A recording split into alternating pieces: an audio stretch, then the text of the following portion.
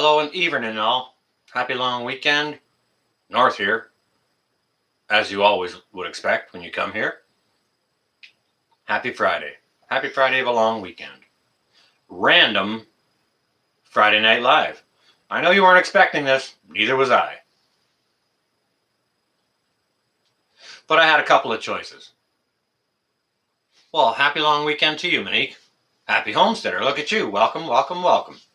Hello indeed. I hope everyone's well. Look at you, Terry Madoc. Good to see you. Olgard, how you doing? Howdy, howdy, howdy. And Dale Homestead in the colony. How you doing? Daily, look at you. Happy Friday. Sandra, happy Friday to you. Labor Day weekend. Indeed. Indeed it is, Terry Maddox. Got my Friday night party hat on. And I got my ever so polite shirt on as well. Just felt like doing a little bit of something, a little bit of partying here on a Friday night. Well, Marie Bossman, welcome. It's good to see you. Staying home this weekend? Yeah, me too. I got too much to do at home to be going anywhere else. Well, hey, Joe Morgan, good to see you. Book Club, Prepper Book, how you doing? Good to see you. G. Vaughn, good to see you. Sherry Leach, lovely to see you as well. Thanks, Terry. I appreciate that. Thanks, Happy. Kicking at Homestead, look at you. Welcome. Many blessings indeed to you, Vicky, as well. And to you all. May you all have a nice, safe holiday weekend. Hava, how you doing? Welcome. JH556, look at you. Good to see you. CJ, I see you there, 1975. Welcome. Jen Boyles, welcome.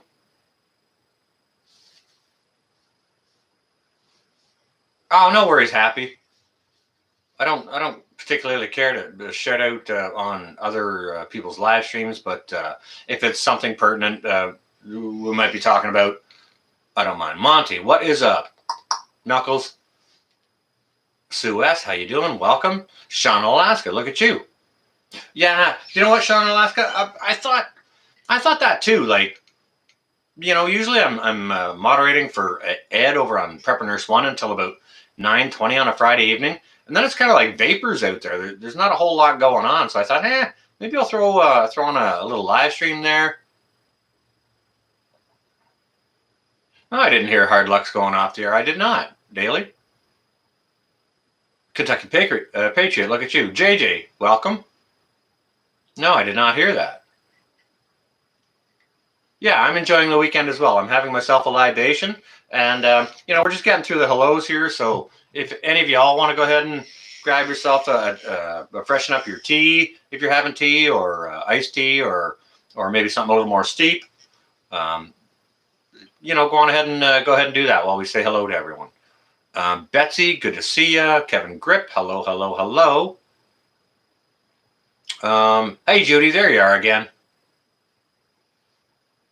I kind of thought so too, Monique. There's not a whole lot going on Friday evenings. It doesn't seem to be. There's not a lot going on Friday evenings, or anything hardly through, Saturday through the day, it seems. So those are kind of like open slots. Now, there are people who do run their regular live streams every day at sort of 9 o'clock, like, our buddy Prepping 101. He's pretty much live every night of the week at 9 p.m. guaranteed. And I mean, he and I are friends. We don't mean to run over the other in our time slots or anything like that. But eventually, once you know enough people, somebody's live all the time, and somebody's going to be running over somebody. And we don't do it intentionally. We respect the other, and we do what we do, right? Yeah, Friday, pretty wide open for sure, Sean. How's things up your way? Must be getting cool. I saw from your video last week you're getting ice in the mornings now. So we're having highs throughout the next 10 days or so. Sorry, lows. We're having lows of low 50s, and our highs are going to be in the low 70s. So I think it got to 74 here today. Oh, from Saskatchewan, Melanie. Well, hey, big sister, welcome. It's good to see you. Oh, thank you, Judy. That's very, very nice of you to say. Alicia Stone, I see you there. Welcome.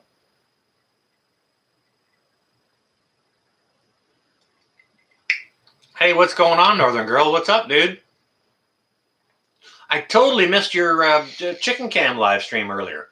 I think I came in about, I was doing stuff. I was busy. I think I bounced in a few minutes late, and I had to, watch it anyways. But yeah, JJ, it's getting cool. I had to have sleeves on outside. I went out and filmed a quick my Nightmare of a Garden video there earlier today, and I had sleeves on, and the sun was full on out. It was, she's cool in the shade, I'll tell you. Cool in the shade. So how's everyone doing tonight? Like, I hope everyone's well. It's Friday of a long weekend.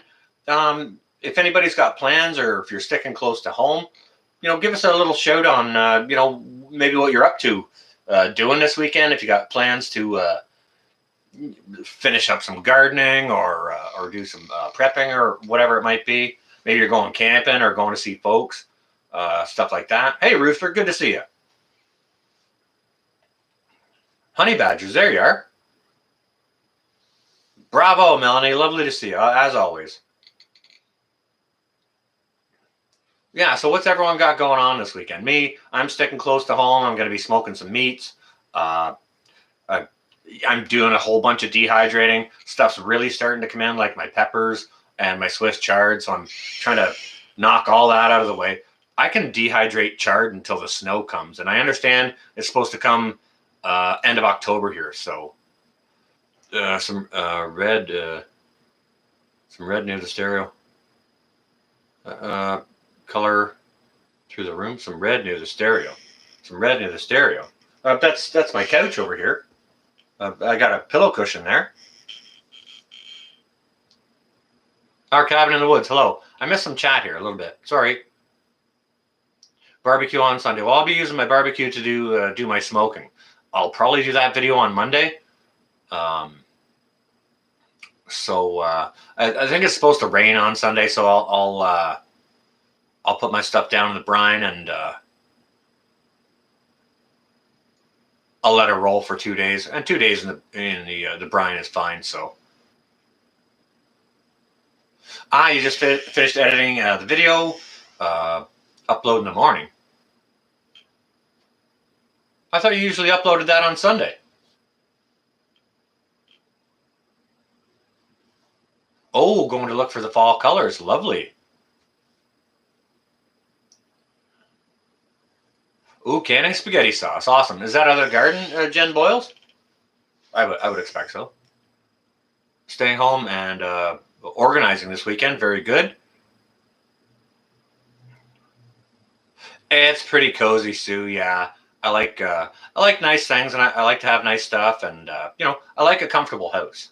It's lived in. I'll guarantee you that. Like, it's okay. I'm a bachelor and a prepper, so it's kind of a write-off because I have to do everything myself, and I don't always feel like working, right? But so sometimes it's a little righty-offy, especially when I'm doing a lot of videos and canning a lot of stuff, or putting a whole bunch of stuff back. I'm one guy, a bachelor and a prepper, but I do enjoy nice surroundings and nice things. So,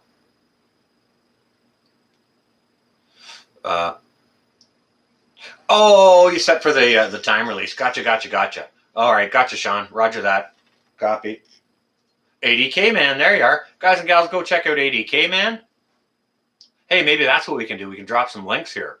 Yeah, Northern Girl Hobbies is in here. Maybe we could see a link to hers.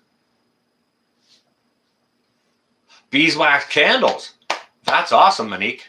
Awesome. Great.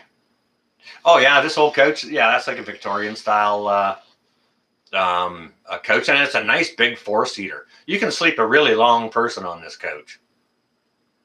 Well, hey, Wolf, how you doing?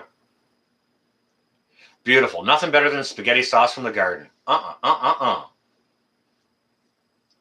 If it's under 900 horsepower, it's weak. Ryan, well, whatever. If it gets you from A to B, it's effective. Canning ground sausage. Isn't that nice, Judy? Lovely. And that goes pretty much the same as ground beef. You know, you can do hot pack or cold pack. Personally, I prefer hot pack. You cook it out and you can add whatever seasonings into it. Sorry, guys and gals, I'm going to miss a whole bunch of chat here. But yeah, you can add whatever vegetables, seasonings, spices to it, flavor it up, get it cooked out, and drain the fat off of it, of course, and then get it canned up and beautiful. It's, you know, you drain the liquid off or keep it to make a gravy, and boom, it's ready to use. You can use it on pizza or in spaghetti sauce or, you know, any old thing you can think of, right? JJ, you know what? This couch is actually comfortable, but what's not comfortable about this couch is when I do my live streams. Okay, I've got my butt perched up right at the edge of the couch, just so that me and the webcam here can have this sort of relationship that we have. Okay. Hello, Bjorn. Good to see you. I'm doing well. Thank you. Everyone, give Bjorn a nice welcome from Norway. It's good to see you, Bjorn. I do hope you and yours are well. Let us know if you guys are also celebrating a Labor Day long weekend over there. There's something we do here in North America, and I'm not sure if they got the same tradition in Norway on the 1st of September weekend. But we over here, we're experiencing, this is a Friday of a long weekend for many here. Yeah, maybe we can see a link for Bjorn, Northern Girl, if you've got that. That would be awesome. Bjorn's been making some great videos lately too. Watch the guy. He's got his finger on the pulse of what's going on. Very interesting perspective. Oh, you don't have that there? All right, so that's a thing that's going on here for the American and Canadian folks that are in the chat here. And so I don't usually go and do a live stream on Friday evenings, but I thought, well, it's a Friday of a long weekend. There's usually not a whole lot going on YouTube on a Friday evening. So I thought I'd put up a random live video for an open chat. Hey, Sheila, how you doing? Welcome to anyone I hadn't said hello to. I try and say hello to everyone. Oh, evening, morning. How you doing?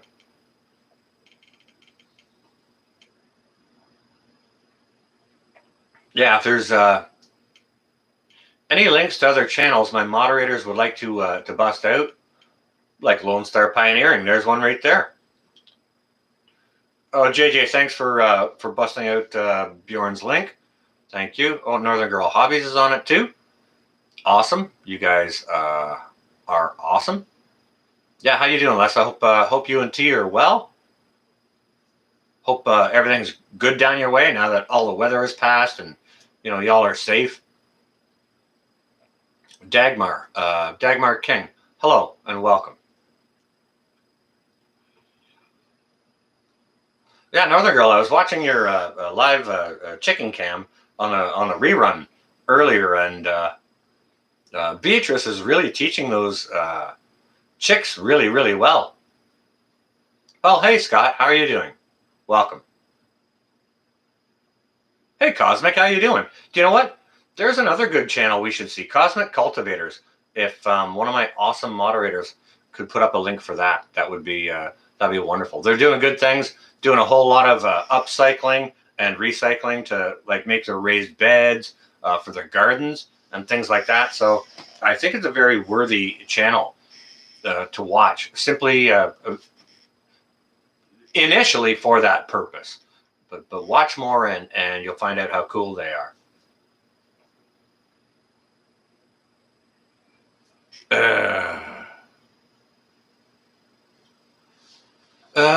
Which is all over the place? That's a tough one because they're all over the place. I'm sorry, I'm not catching the drift of what you're saying there. Oh, the chickens. I'm sorry. The chat was bouncing a little bit there. That was Northern Girl Hobbies. Yeah, your chickens were they were in the neighbor's yard and stuff. Yeah. You just saw Hugo Talks or Hugo Talks some more. An UK advisory body to the government says V should not be given to 12 to 15-year-olds. I quite agree with that, Bjorn. I'm not so sure it should be given to anyone, to be honest with you. Eve, welcome. Because it's not even for what they say it's for. They've started that in Norway. Well, they're talking about it here in North America. It's kind of a thing where they've given schools permission to go ahead and do it to the children if the children want it, and they don't need the parents say so. Hey, Maverick, how are you doing?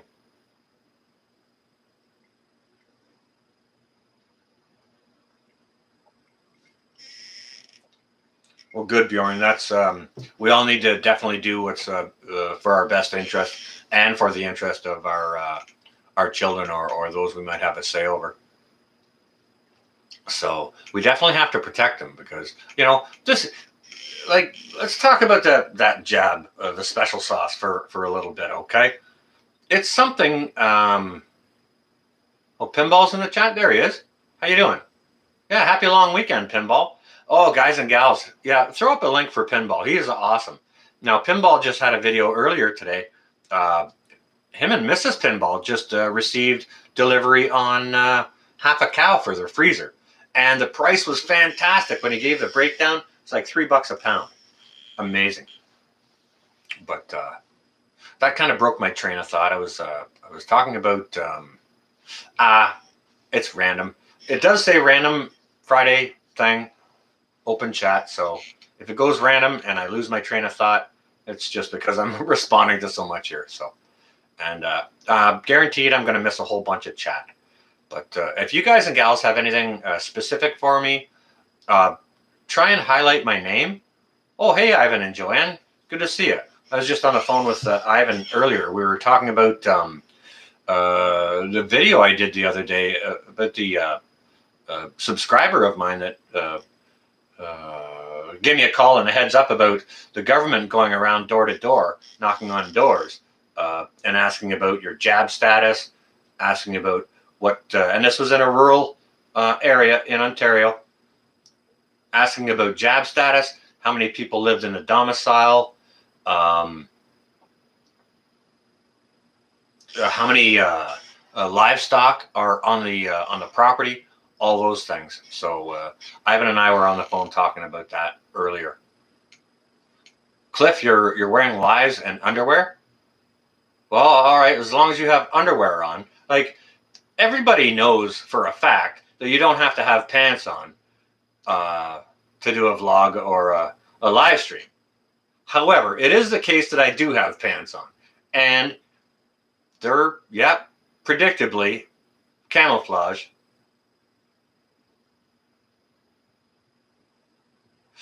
Well, JJ, yeah, it's already kind of like you can't get on this plane and you can't get on that train and you can't work for the government. You can't work in a government building nor clean the windows or anything like that. So it's already gone there. You can't go in these restaurants and whatever these other businesses are, theaters and things like that. Hang on a second. I'm missing a little bit of chat here, guys and gals. So I just want to scroll up and catch a little bit. So again, I'm going to miss some chat, and I apologize. I think so too, Bjorn. They're grasping at straws. They're guys and gals, I'm going to miss some chat here. So please bear with me. I think they're grasping at straws. The tests don't work. The muzzles don't work. The jab don't work. The lockdowns don't work. The social distance doesn't work. None of it works. So they're grasping at straws finally. And it's something I mentioned in my video the other day. They're having these travel passports. The Rona, the 19er travel passport thing that you have to have on your phone. And I said in my video, a cellular phone is not going to fix a virus of any kind. And, mentally, the math on that is simple to me. Why the, government pays all these expensive doctors and supposedly world-class doctors and scientists. They can't figure out that a cell phone won't fix a virus. I don't even know what to say about that. All right, I got some hellos to say, some more hellos. Alicia, I think I said hello. Sam, how you doing? Sue S, I think I got you earlier. Maverick, I see you there. Yeah, I said hello earlier. Muskoka Ona, hello. Welcome. Jules Goldstein, hello and welcome. Thorhaven Farm. Guys and gals, that's another great channel to go check out. Younger Homestead, doing great things. They got a bunch of Highland cattle over their way. And their greenhouse build was freaking fantastic. Lisa Hoffer, there you are. Welcome. Yeah, nothing works. It's all BS, and that's why they're grasping at straws. Full of hope. How you doing? Okay, so we got Ireland in the house. We've got Norway in the house. All over the United States and Canada in the house. So we got a global chat going on here. Lisa Langler, hello and welcome. It's good to see you. Maybe we can do this, guys and gals. Maybe we can chime in where we're from. Yeah, like let's get what the skinny is. Roughly where we're from. I don't want your address or nothing like that. You know, we're not looking for your postal code. But where you're from, what's your fuel price, average price of ground beef, if you're seeing that, if there's anything politically unusual, weather-wise, these kinds of things. Okay, I'm going to take another stab at this name. I know for a fact I butchered it the other day. So Susquehanna Homestead. Please tell me if I said that right. I'm probably butchering it, but college debt. Hello, how you doing? Oh, what's college debt saying? They should be okay, unless they're misbehaving, JJ. They're okay, though. They got booted out a couple of weeks ago. Hey, Tammy, how you doing? Yeah, your fuel price and all that, roughly where you're from, just so that we can get sort of a global consensus. If there's any spikes in the prices of things, groceries, fuel, any hardened lockdowns or anything in your areas, so we can all stay apprised of what's going on a global level. And I love that we can do it in a chat like this, in a live chat. Absolutely love it, because we get instant information from all over the world. All over the world. Oh, Deez, there you are. I see you. I'm not going to see everybody. I apologize. If you've got something specifically for me, lean beef, $5.49. That's not terrible. That's running around average. Fuel's up here. Fuel is still running near $5.20 a gallon, which, you know, for Bjorn, I think he was paying $7.60 a gallon over his way. 15 cents in Tennessee. It's up. Okay, thank you, Pinball. All right, it could be because of the long weekend, or the shrinkflation. Yeah, groceries indeed full of hope. Yep. Oh, roaming prepper, there you are. Welcome. It's good to see you.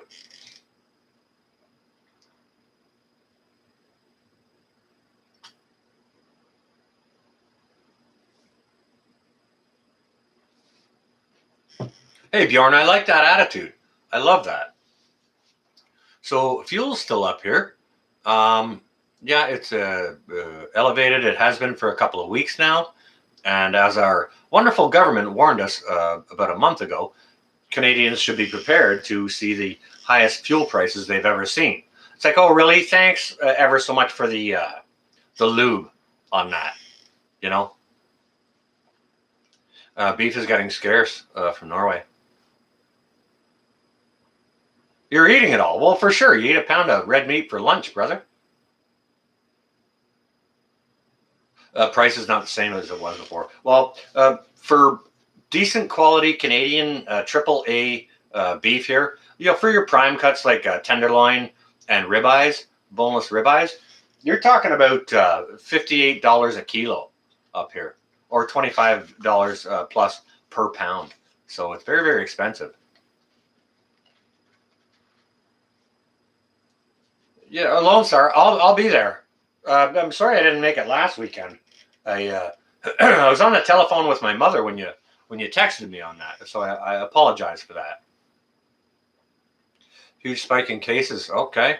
Also a huge increase in testing. All right. All right. Now, maybe Bjorn, if you can chime in on this, and maybe some other people can as well. we're seeing spikes in cases because of the D variable. Okay, so, but as I understand, I read a medical study out of England that proclaims that the D variable is 19 times less deadly than the original 1/9er. So the cases are up, but the mortality has gone down.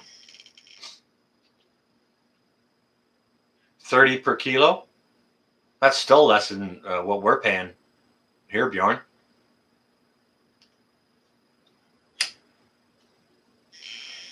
Yeah, we're 58 a kilo for things like tenderloin or very, very nice rib steaks, things like that. So that's still significantly elevated as to what our American brothers and sisters enjoy for prices, south of the border here.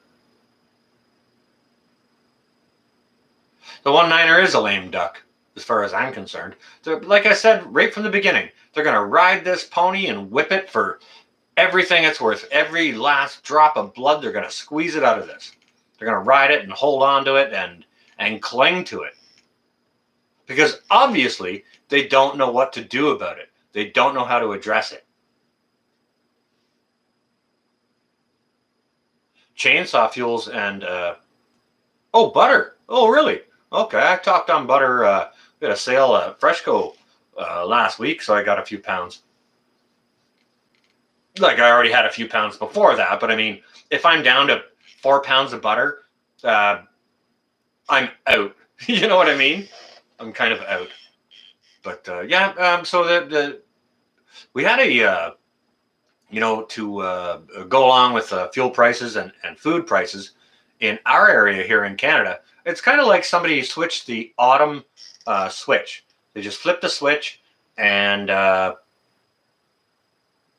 kind of turned autumn on. We're having daytime highs of low 70s, which would be kind of around 20 Celsius. And we're having nighttime lows of about 52, which might be sort of around, I don't know, what's the math on that? Double it and add 30? Maybe it's 10 degrees. Might be something like that. So, yeah, it's kind of full-on fall here. SHTF, look at you. Welcome. Good to see you. Yeah, I noticed there somebody's having a birthday. Who's having a birthday? Guys and gals, I'm sorry. I'm not going to see all the chat. It's very tiny. My eyes aren't as well this evening as they could be. Maybe I need more B12 or more red meat. But so if you've got anything for me specifically, please put it in caps or hit that little @ thingy there and highlight my my digit so that it's a little easier for me to see. All right, somebody just go out and say whose birthday it is. Well, it's very warm. Should be there by mid-October. Yeah, you have a little bit more of a mountainous region where you are, I believe, than where we are. A lot more mountains and valleys. Adventures of Dee's birthday tomorrow. Awesome. Well, happy early birthday, Dee's. But what we understand over here in Canada is we're supposed to get early winter here by the end of October. Now, whether that's, if we're going to get a snow and then we may have what we call Indian summer after that, I think Indian summer is when you have a killing frost and then you have the temperatures over a certain number of degrees after that in towards later in the fall or early winter. 21st to the 30th of October. Okay, Thorhaven's chiming in, and they're probably sort of 4.5, 5 hours north, maybe east northeast of me, maybe northeast of me, maybe more.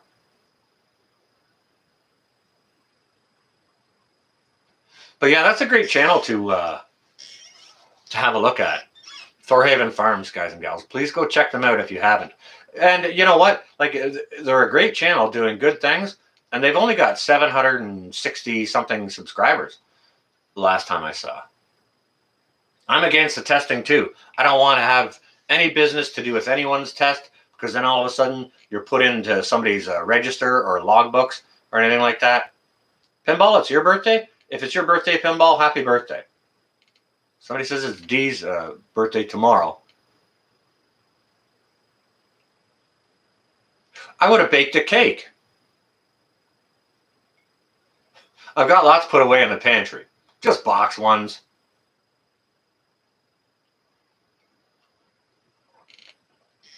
East even. Look at you, East. Welcome. Hey, Klingon. Reality Reset. Hello. I don't think I said hello.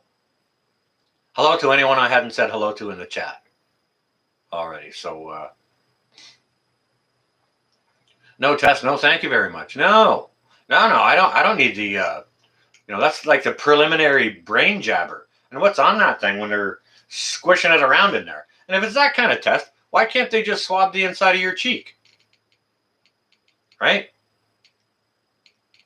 Because they're both mucous membrane. Doesn't it give you the same stuff? South Florida, how you doing? Good to see you. Good looking honky, how you doing? But yeah, you don't live, if you're Peter North, you're not living in Nova Scotia. You'd be down in LA or something like that. Come on. But you are a good looking honky.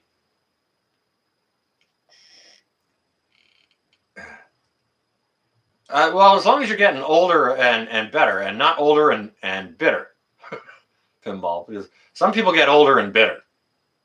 But nah, you're holding your age well. You're like awesome. Oh goodness gracious! Yeah, Constantine will be doing his live stream tomorrow morning. Yeah. Let's get him to sing "Happy Birthday" to Pinball. Yeah, Pinball might not like that. We'll just get him to wish him a happy birthday. Maybe he can go buy a birthday cupcake and eat it for Pinball. I don't know.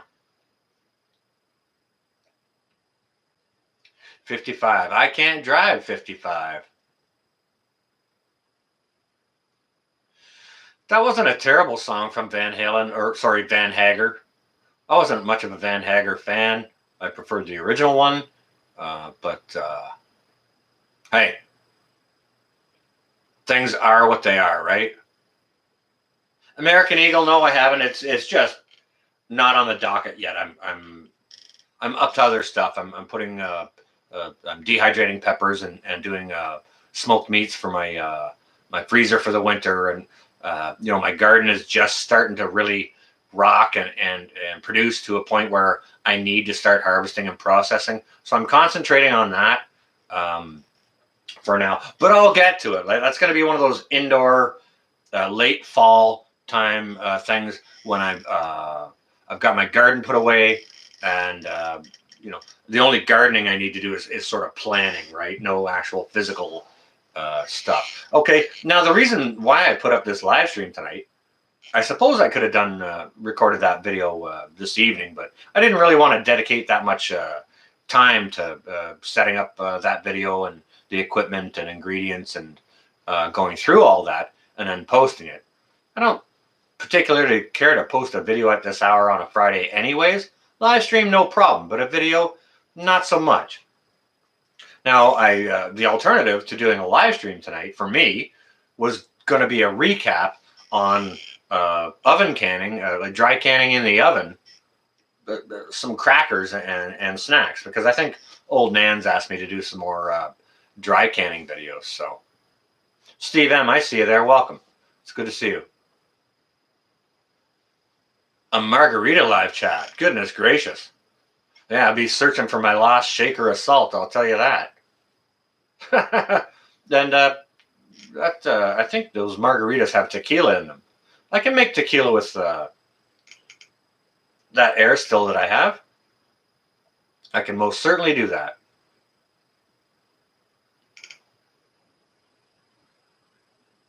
So what's on anybody's mind? This is an open chat. We can talk about whatever we like, within reason. Keep it within sort of the goalposts. It's late enough. There shouldn't be any children watching, so we can maybe loosen up a little bit on the P's and Q's, but we like to keep things polite.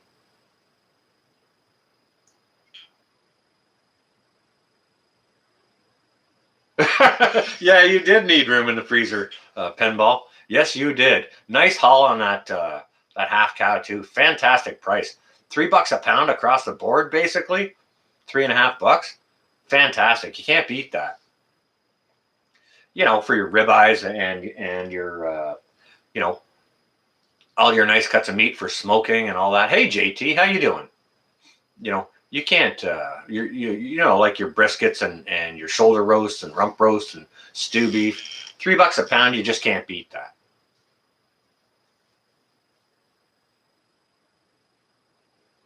That kill you. Well, oh yeah, no kidding, Book, right? I haven't had a whole lot since I was kind of a teenager and made a mistake on it. Your doctor told you not to do that, Les? I'm going to have to agree wholeheartedly with that doctor. Sounds like he's talking some sense to you. I think more doctors should say that.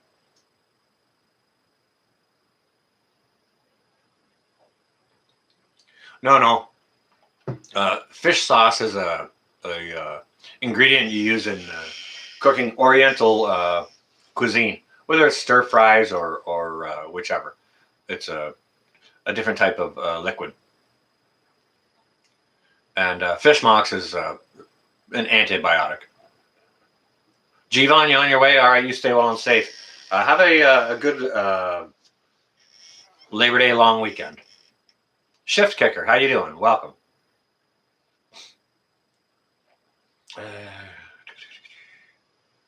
Your doctor called you an idiot? Did you fire your doctor? Because they work for you. You can tell them they're dismissed.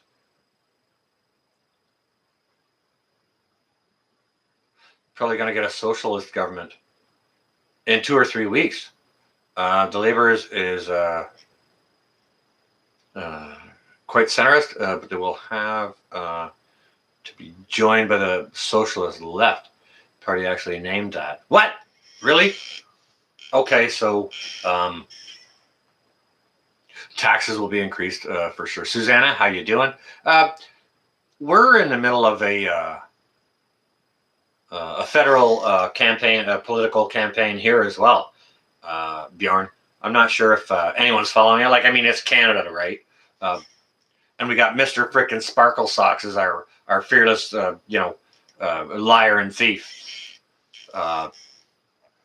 But in the surveys and the studies, the polls or preliminary polls, the conservatives have pulled ahead by a full percent.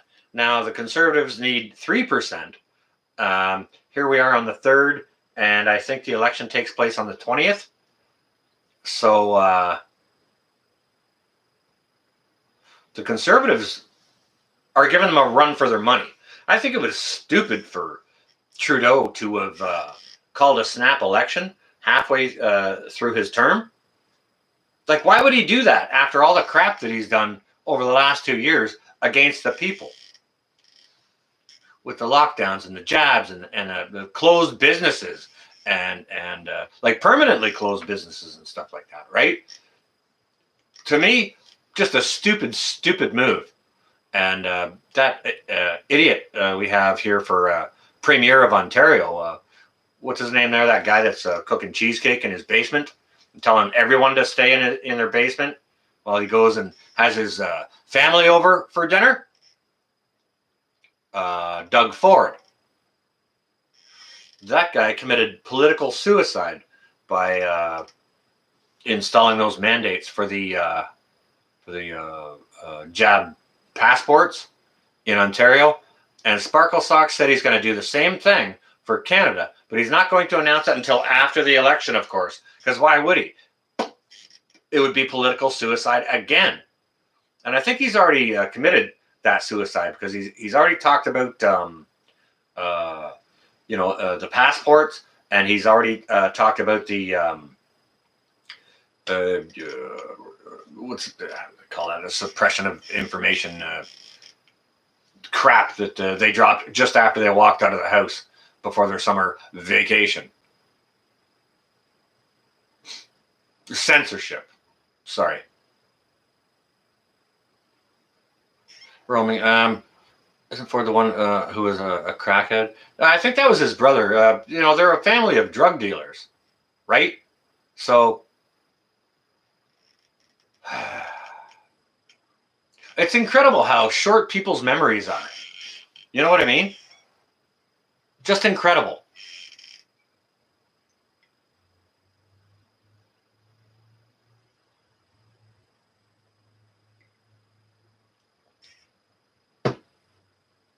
So, there's definitely some political suicide going on in Canada. I just hope Canadians are smart enough. They seem to be turning the tables, and the Conservatives are leading the polls now.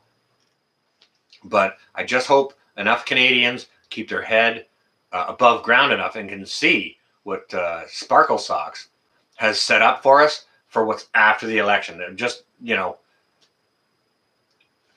hopefully they can look past their nose.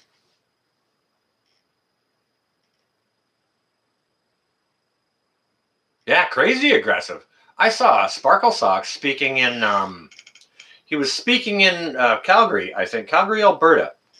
He had one of those stopovers for, to flaunt his will on the 30 people that showed up to see him.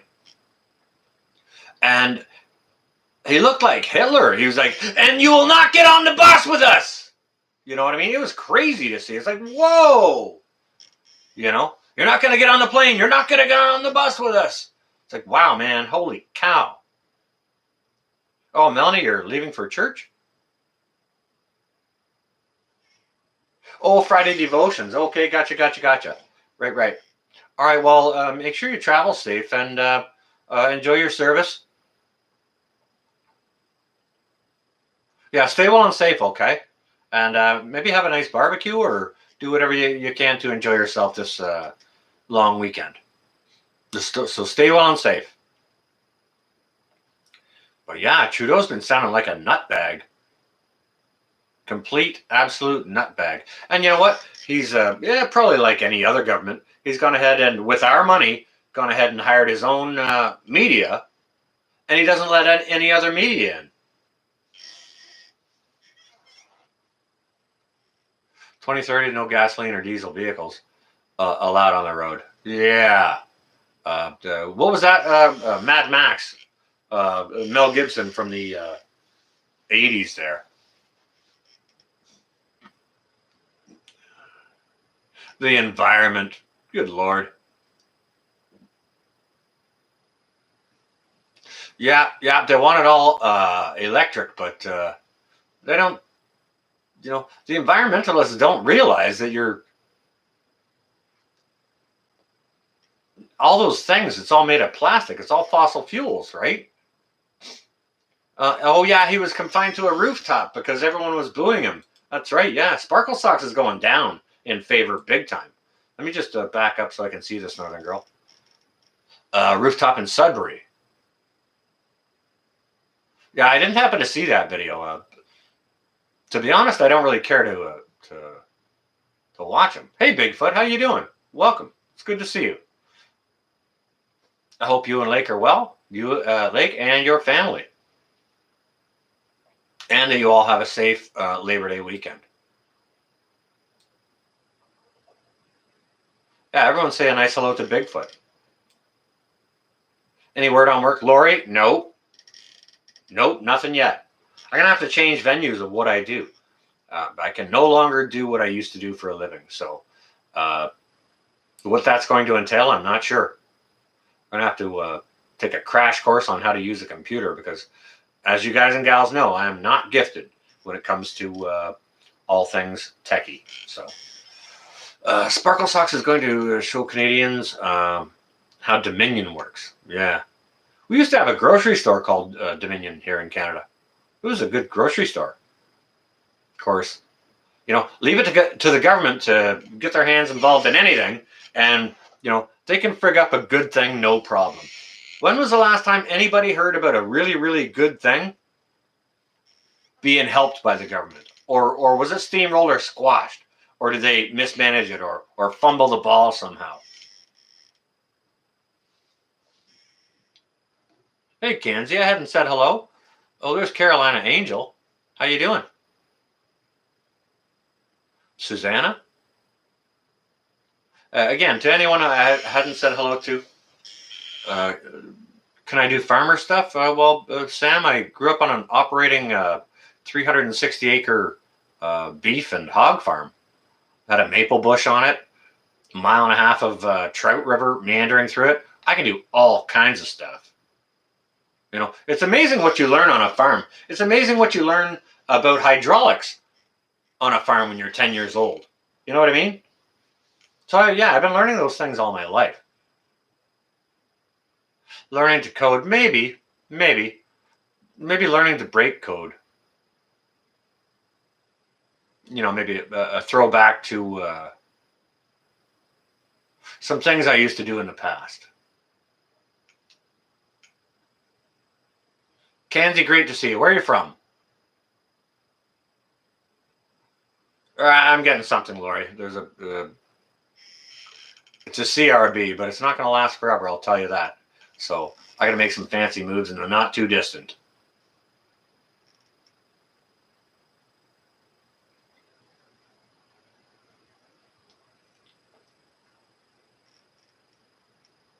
Young Shepherd has a squeaky toy. And attacking the feet. That's a busy young shepherd. Trigger warning. Trump is... somebody's reviewing Trigger's statement there. Okay. I didn't happen to see what it was, but okay. Moderators, you know what to do. Go ahead and do your thing. If you need time to review it, go ahead, and if it's okay, please allow it. If not, then, do what you do. And thank you. I'd like to thank all my moderators. I appreciate you. It's so, it would be so difficult to do live streams without moderators doing, keeping out the rabble and people leaving bad comments or just words that aren't appropriate, things like that.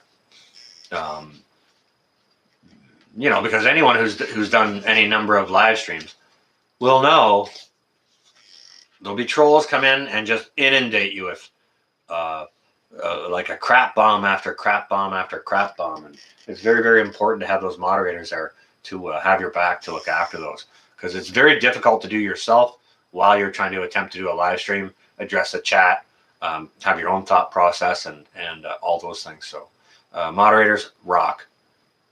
JV Outdoors, well, how you doing? Welcome. It's good to see you.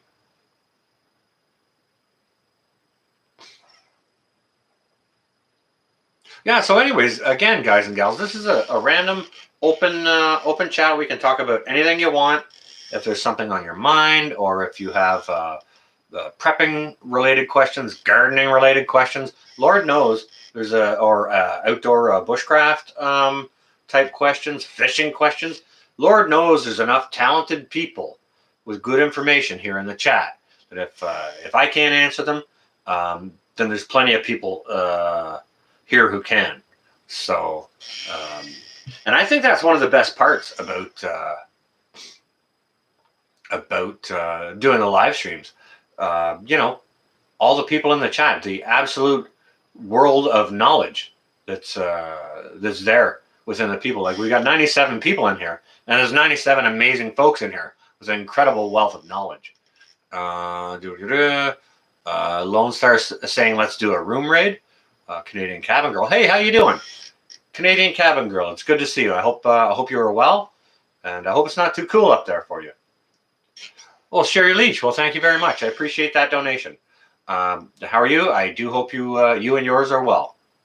Gail Southern Living, hello. Okay, who have I missed? Okay.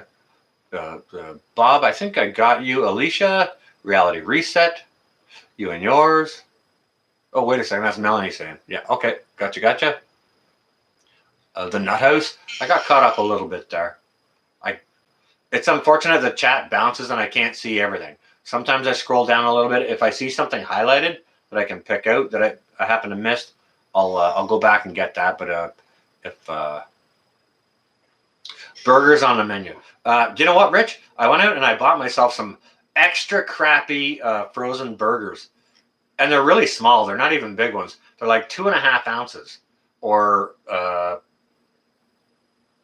like sort of half a quarter pound, an eighth of a pound, a little over that. Hey, Steve, how you doing? No, so burgers aren't on the menu, but some brats are going to be on the menu soon. Hey, guys and gals, you know what? You want something cutting edge? This is something you're not going to see anywhere. You'll see it first here. You guys know I've been doing some fermenting, and my sauerkraut has hit the 2.5-week mark on the ferment. It's ready to test, and I was going to do it on a video tomorrow with a bratwurst and some of my homemade Dijon mustard. But I could test it out right here now if you wanted to. Oh, hey, Robert. Good to see you. Do you guys want to see me test out the kraut? I haven't tested it yet. I don't, no idea what it tastes like or how strong the ferment is. So, Pinball wants to see it. Okay.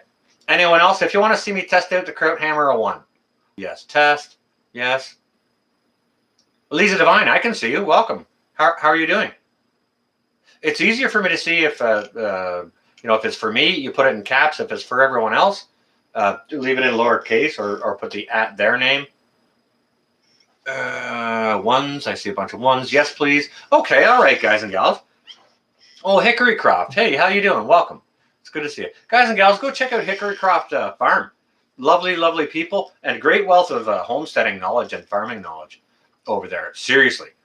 They're all over their stuff and doing all kinds of experiments. But yeah, so I was going to do this tomorrow with a bratwurst and on a bun with some Dijon mustard on the grill. I may do it anyways, but I'm going to show it to you guys and gals here first, okay? So let me just bear with me. I'll go out into the other room. I'll get one of the jars and a fork, and just bear with me. I'll be right back. Yeah, we'll test this out and see how it is.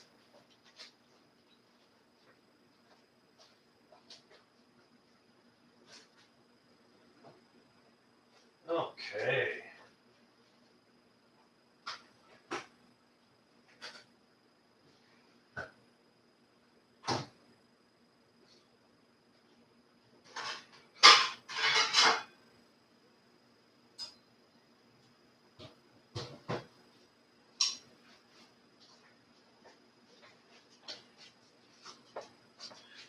Okay. All right, here we go, guys and gals. All right, so I got a plate, got myself a fork. That's one of the jars of the kraut. You can see by the foam on the top.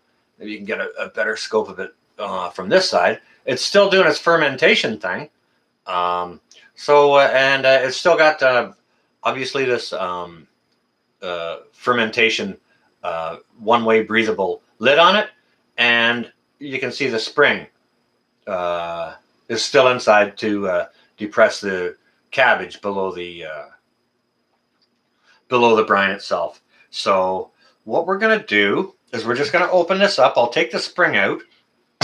I'll put a little bit of this on the plate and give it a little taste test. I'm super curious to taste it as well. Now, I usually like about a 2-week brine. This is a little bit beyond that, but we'll give it a test here. Just want to try and shake some of that cabbage off.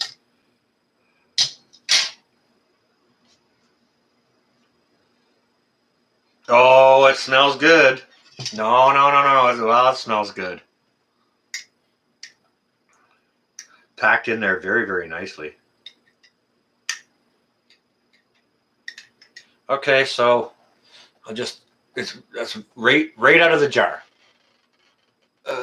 Probably too much light shining on that. Maybe you can't see it as well. Maybe the backside is better. Not sure. But it's got that lovely sort of faded cabbage color. You know, the first couple of days it was in the brine. The greens in the cabbage turned a nice bright green, but it kind of dulls down and becomes this sort of yellow. Montana Grizz, there you are. Do I have a sauerkraut recipe? Yeah, Montana Grizz. It's in. I made a video of it. It's like the simplest thing on the planet.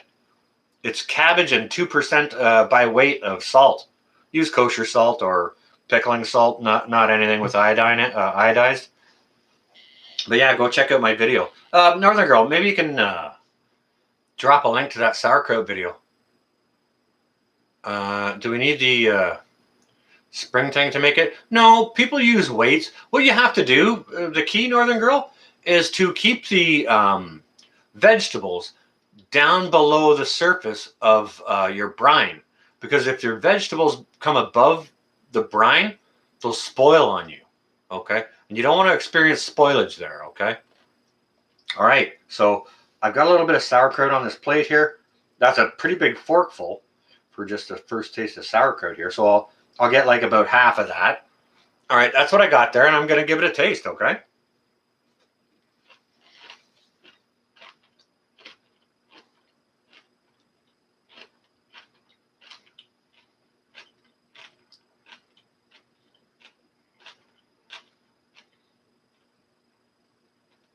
Mmm.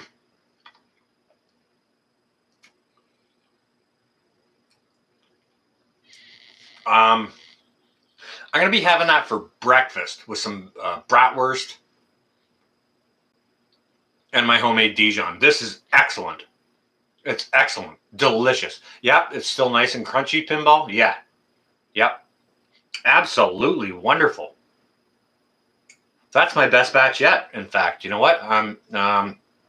Now I think I'm convinced I like a 2.5 week brine a little bit better. Maybe next time I do a round, I'll do a 3 week and have a look at that. Yeah, still nice and crunchy. Absolutely. Now the whole I'm not going to put the spring back in this because I don't want to contaminate the contents of this. I'll just put the fermentation lid back on this. But the whole idea behind fermenting your product is not only for food storage, but it's for that probiotic quality. It's excellent for your gut health. And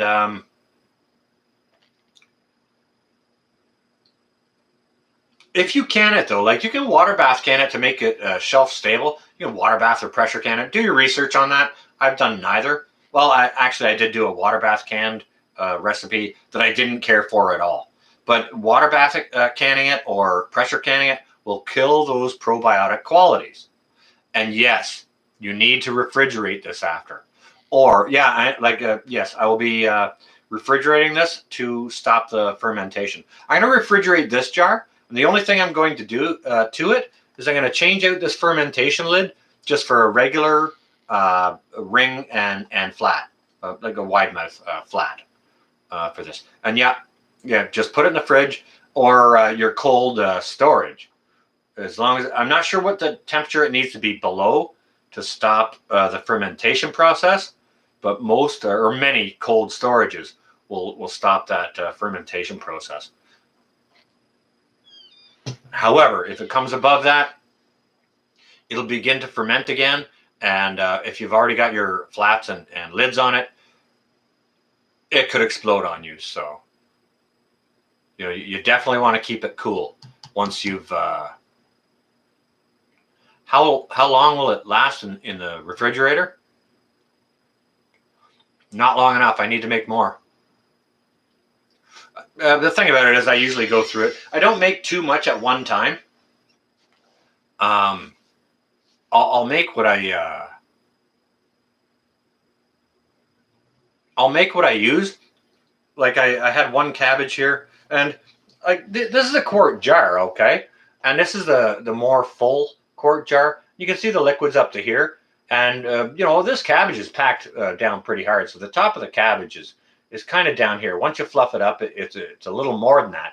But I made out of one small head of cabbage 2 quarts of sauerkraut for kind of like a buck. per jar. When I was in the grocery store today, I saw it for it was like $5.99 for a quart of stuff, and this is way better, way better. So yeah, you'll make 2 quarts for 1 head of cabbage.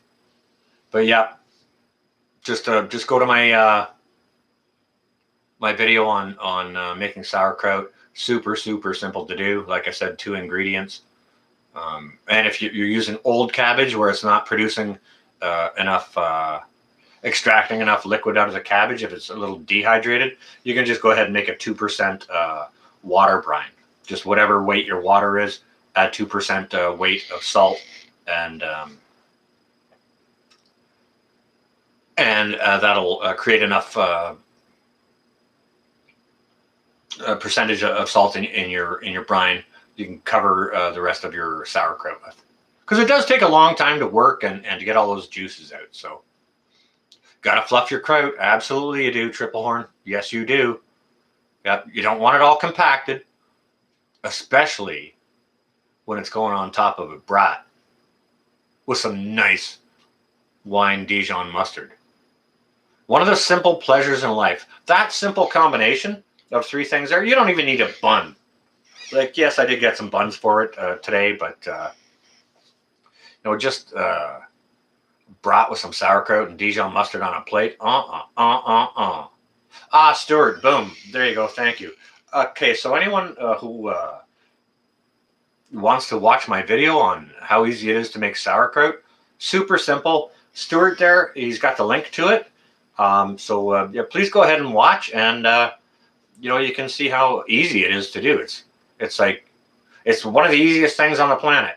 If you can slice something and use a scale, you're golden. Go have a look and watch how easy it is to do. And you come out with a fantastic product. Better than anything that's in the store. And no, it's not a stone ground book. It does have some body to it. Like, it's not ground into a fine powder or anything like that. It does have a little bit of texture to it. I don't grind it down completely into a powder because I do like a little bit of texture to it, and I don't really want to burn out my my spice mill.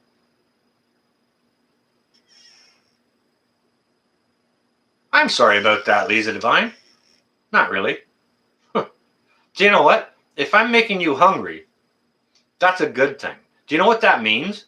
That means when I do a how to cook your preps video, or if I'm showing you how to put things back for the pantry or for your freezer, smoked meats, whatever, sauerkraut, Dijon mustard for the winter, go have a look. I'm college trained in the culinary arts.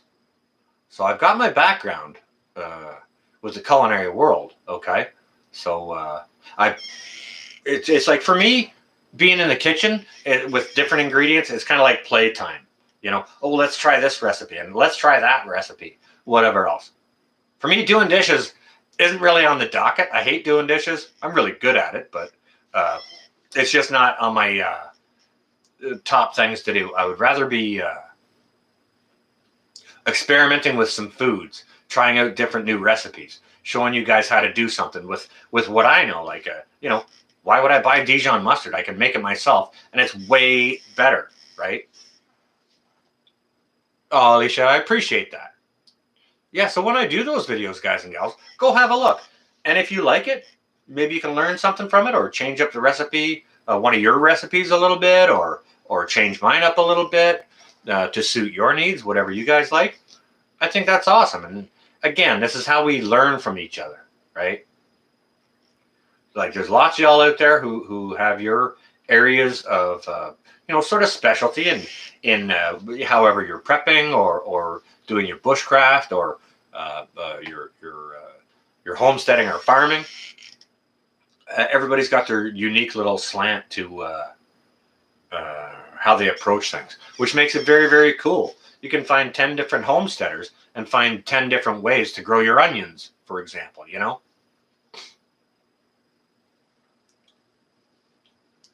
Well, Lisa, it's a matter of interest and how much time you're committed to putting into it. Rich Mountains. I will have a burger or two this weekend. I guarantee I will. Oh, pickled jalapenos. Was that a standard fermentation or was that a water bath can or what'd you do over there, Pinball? That's awesome. I picked some jalapenos out of my garden today. I got a whole bunch of other bell peppers, another round of bell peppers drying in the dehydrator, which is great because I got a whole case coming in tomorrow. You just noticed the hat. It's my Friday evening party hat.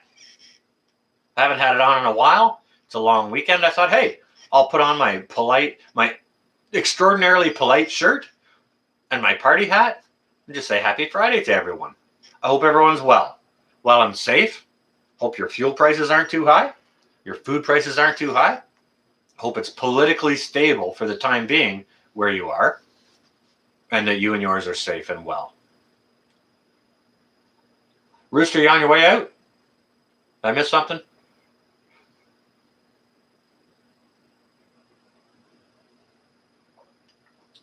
Pickled jalapenos, is that what they call cowboy candy? I may be missing something. Vinegar, salt, water. That's it. Refrigerate. Refrigerator pickle. Gotcha. Not water bath or pressure. Okay, thanks, Pinball. Yeah, that's a simple one. Yeah. 7 pints of mango. Very sticky. Yeah. But you know what, Grizz? You're going to be happy to have that mango around. Yeah, you sure do, Cliff. Get on it, brother. Make a video of it, dude. It's not that stable in Norway. Yeah. I don't know what's going to happen here. I like, when the election race first started here, the polls showed that the Liberals had a 20% chance of securing a majority government. And it also showed that the Conservatives had a 20% chance of securing a minority government.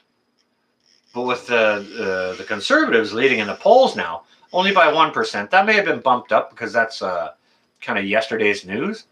But Jane W., go watch my Dijon mustard video. Listen, you know what? Jane W., I'm going to be doing making some more mustard here in the fall. My wine is almost finished brewing.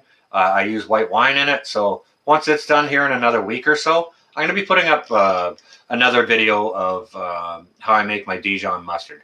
It takes a few steps, so it'll probably be, a 2 or 3 short video series. So, but yeah, it's better than any. And I used to sell my mustard out. I used to sell my smoked meats out, my sauerkraut. I was getting $7 a half pint for my wine Dijon. $6.99 for a half pint, which is what all the other good Dijon mustard producers charge. But I don't see a single one of them using wine in their Dijon mustard. Not a one. So I think mine had a little bit of an edge on theirs. But then the whole 1-9er thing happened, and I just haven't. Yeah, Lorna, I just checked it today, and it looks like the white might be ready, but I did the white and the red all at the same time. Not all of the red is quite ready yet. I may be another week on that, but yeah, I want to leave it until the top is flat.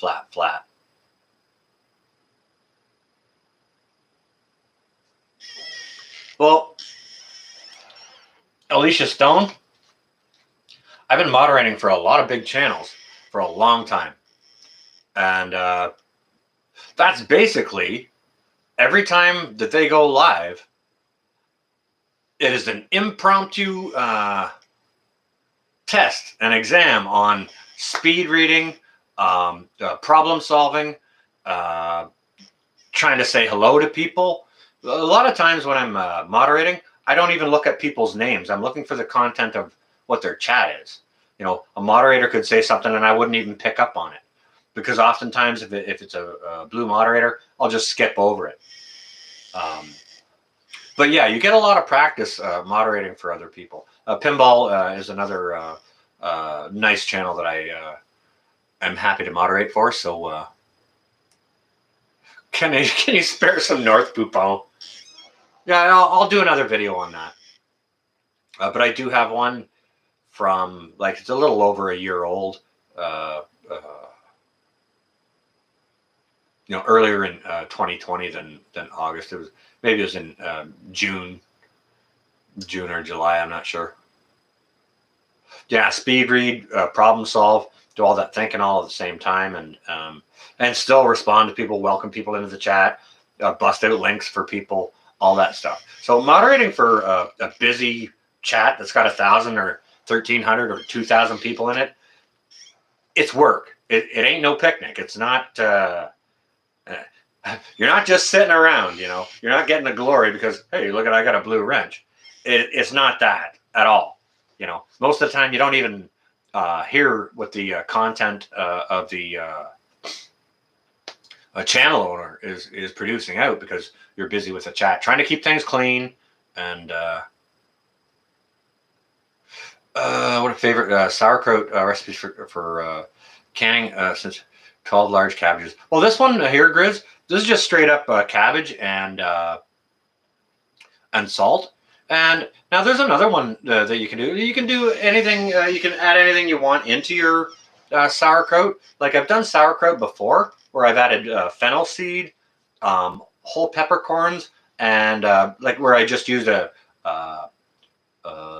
vegetable peeler to make thin shavings of carrots, and I added those in, and that came out very, very nice. But you got to remember, with that spice, it has a licorice flavor. It comes out with a bit of a licorice flavor. Your salt to weight of product is the same. I need something better than potato head. I missed something here, guys and gals. I'm just gonna have a quick scroll up, and somebody left some highlighted my name's up there, so I want to catch that. Okay, so that's a Montana Grizz asking that, and I read it better than Potato Head. Well, maybe not in that case. I had to scroll back up. I've never seen Potato Head scroll back up on his teleprompter. But yeah, you know what? Go do a little bit of research just on YouTube, Grizz, and you can find a whole bunch of different variations on how to do sauerkraut.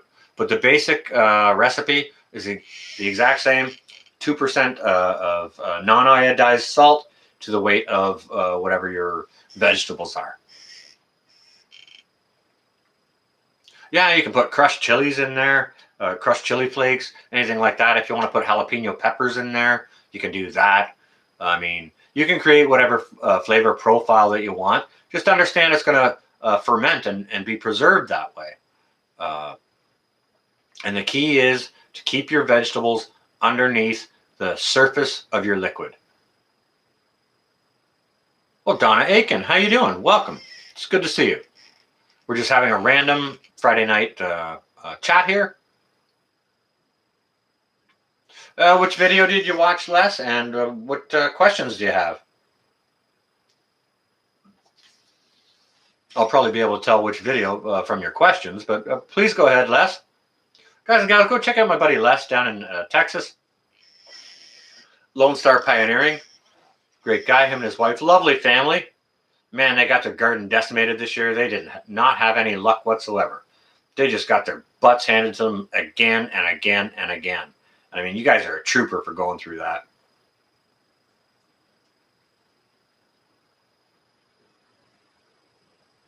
Oh, jalapeno relish. Yeah, cowboy candy. I haven't, you know what? I have tried sort of a chow relish. And I've seen green ones before, but I've never tried the green one. I've seen red ones before. It was called chow. Now, up here, that was kind of an Eastern Canada thing. But it's kind of like a tomato chutney type deal. Hey, Sheila B., welcome. It's good to see you.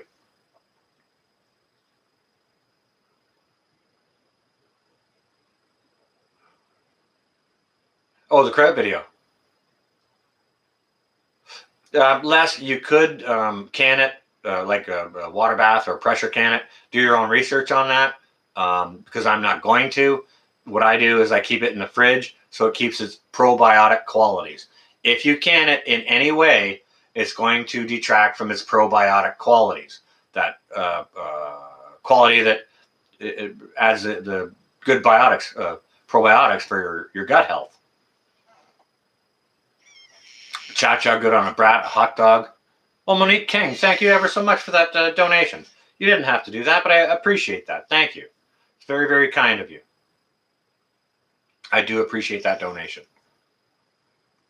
So, yeah, I don't recommend canning it, simply because it'll detract from that probiotic quality. I just keep mine in the fridge.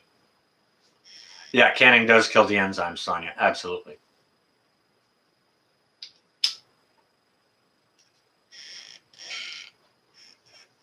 How long will it keep in the refrigerator? Well, it's in a salt brine, so I mean, like, it's not going to last long enough for to go bad anyways. It's so good I'm going to eat it faster than that. But it should last in there, no problem, for 3-4 months. No problem. Just kind of like any sauerkraut you buy at the store. Although that stuff has all been pasteurized. You know what I mean? So yeah, it's in a salt brine. It should last. I'm not going to go out on a limb and say, because I've never had any around longer than a couple of months. I always eat it beforehand, right? And once I get through this one jar, once I got one jar left, I'll go get some more cabbage and I'll make some more. Yeah. Oh, Sonia, what are you up to here? What are you doing? More steak. More steak. Oh, yeah. Well, at $58 a kilo, and my budget, it's hard to come by, but that donation is going to help towards that. So I appreciate that donation. Thank you ever so much. And happy Friday to you and yours as well. I do love a good steak. That last one I had, it was an okay steak. It was only yeah, it's kind of like a half an inch thick, maybe a little bit more than that. Personally, I like mine a little closer to an inch, so you can get a nice char on both sides, yet still have a nice line of pink in through the middle. Well, Indiana Prepper too. Look at you. Welcome. It's good to see you. But at $58 a kilo, I definitely shop the sales there. Either that, or I'll get the package that was packaged up and put in a bin, and so expensive that nobody wanted to buy it. And then after the weekend on Monday, they got to put a 30 or 50% sticker off on the thing. That's when I'll go in and get those things. That's how I approach that, because it's just prohibitive here to shop for fine cuts of beef. But the Sposa, pretty ribeye, did ya? $18. It was tough. I understand totally, JT. Yeah. Can you chime in on was it a pound, or 3/4 of a pound, or a pound and a quarter, pound and a half? Maybe what sort of price per pound you might have paid for that? That's not cheap. Up here, it's $25 US a pound for finer cuts.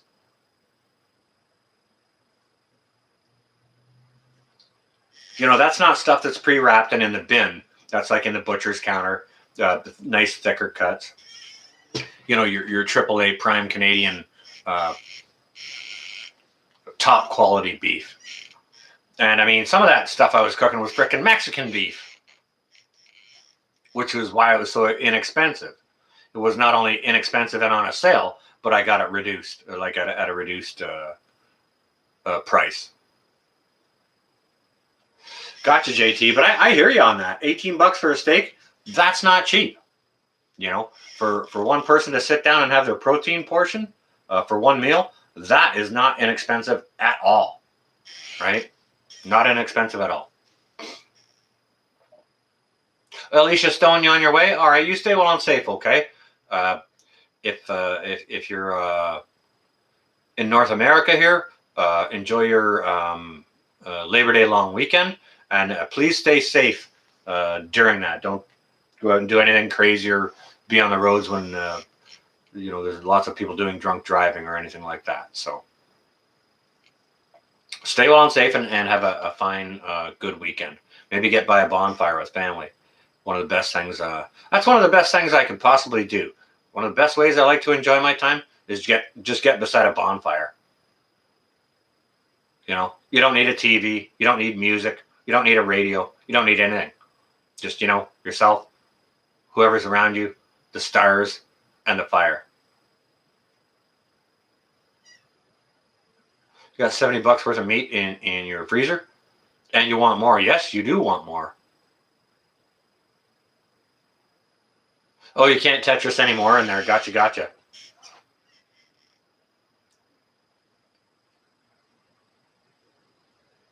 Lisa Langer, for more spices. Well, thank you ever so much. I appreciate that. I will get more spices, actually. I'm definitely going to get more spices. I'm going to get some more hot mustard powder for when I make my wine Dijon mustard. So I do appreciate that donation. Thank you ever so much. It's going directly to that. That's for the mustard fund. It's appropriate. It's a yellow a chat there. So that's awesome. Thank you ever so much.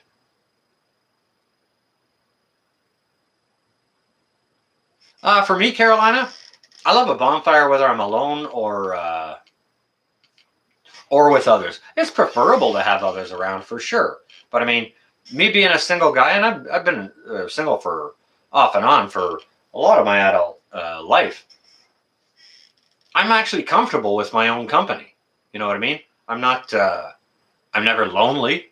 Oftentimes I'm alone, but not lonely or anything like that. I'm always enjoying my own company and always doing something, whether it's sitting beside a fire or, enjoying some videos or live streams from, some of the great people that are in here or not in here. And if there's nothing going on, like I would probably be watching a movie right now. I'd put on Netflix and likely fall asleep on the couch. Somebody just came in and said hello. Boom, there you are. Youper. The Upper Peninsula. Good to see you. Welcome. How you doing? Oh, you're probably getting cool overnights in the Upper Peninsula. Chime in with what your evening lows are over the next little while, Youper. Got to be in the right around 50 or so.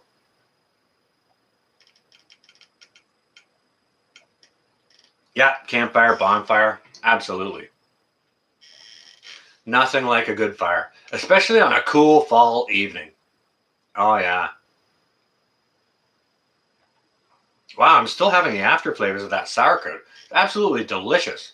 I'm definitely having bratwurst and sauerkraut for breakfast tomorrow. So you can call me what you want, but hey, maybe I'll get crazy and I'll put a soft cooked egg on the top of it. Yeah, I have 73 people in the living room. Look at that. And there's still enough elbow room for everyone. That's great. There's been way more people in here before that. And, to be honest with you, I don't really care. I'm always happy with the folks that show up. I'm never looking for the numbers. I'm never asking for a thumbs up. I'm not that guy. I participate with what's there. I'm never wishing, oh, I wish there was more people here, or oh, I wish my numbers were higher, or anything like that. I don't do videos or live streams for those purposes. Any of you know me, know it's for me. It's all about sharing information and helping people. So that's what I try and do, and my channel's going to do what it's going to do. I'm not very interested in working too hard to grow it or put it on a whole bunch of other platforms, because to be honest with you, one platform is enough for me to negotiate by itself. And I'm happy with it. I'm happy with the channel's growth. I'm happy with all the people who have been subscribing. There's been a whole bunch of new ones lately. And if there's any new subscribers in here, welcome. I hope you find the content informative. Sometimes the live streams are really, really fun and sometimes hilarious. And we like to keep things a little bit light and not do all the doom and gloom. It's about helping people and information, right? I am the guy, not that guy. Yeah, I am not that guy.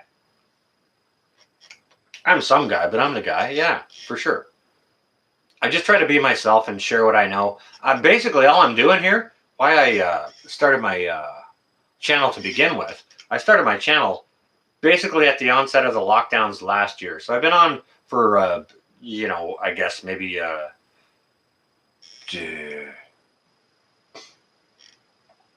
16 months, I guess. And if I wanted to really push the channel and work hard at it, I could have probably have grown it faster, but it's doing just fine. I think I'm very, very happy with its growth. Have you had a Finnish fruit cocktail? No, Bjorn, but I'm not going to ask you to type out the recipe here for me, but maybe one of my moderators can bust a link out to Finnish fruit cocktail. But I'm going to go look it up once we're done with the live stream anyways. Hello from Ben Wheeler, Texas. Well, hey, Judy, how you doing? Welcome.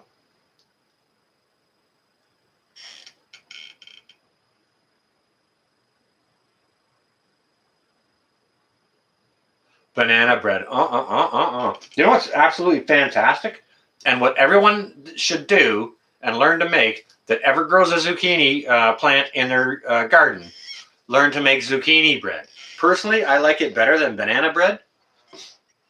Pickled cucumbers and vodka. Whoa! Yeah, Sonia's on board there. Vodka and pickled cucumbers and vodka. All right, Bjorn. Skull. Prost. Cheers. Cheers to that. Hey, Robert. How you doing? What is up with the fedora? It's just this fedora is my party hat. You know, if I feel like having a fun time, like it's a Friday night, not much going on, I thought I'd put on my party hat and my extraordinarily polite shirt because I'm in a party mood. And as you all know, I am extraordinarily polite. I am polite as...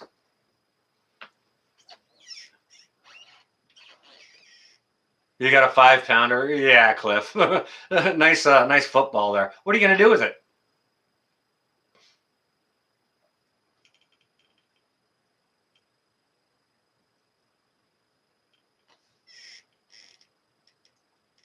So you make a rude joke about the cucumber and drink the vodka.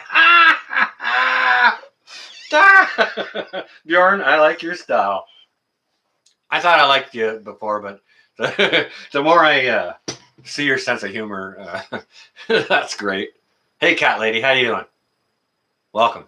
I am good, very well. Hope you are also well. You and yours. That was funny, Bjorn.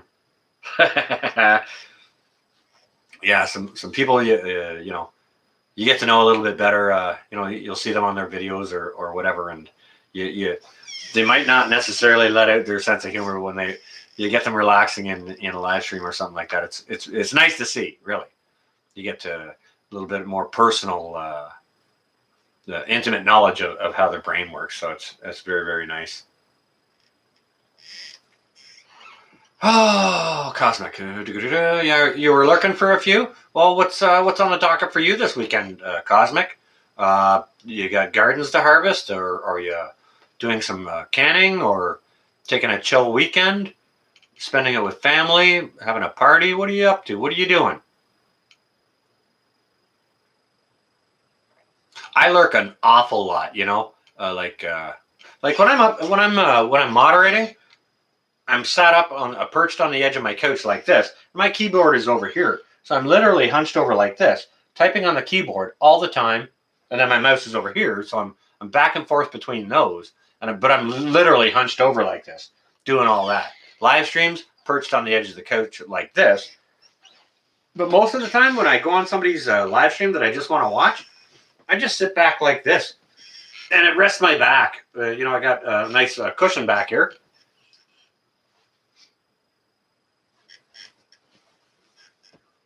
It says, find your tribe, love them hard. That was a birthday gift from someone. It was lovely. And it's a perfect size to support my back here. You're waiting for daylight to go out. Oh, and to record a video for daylight to go out. You're waiting for daylight to go out?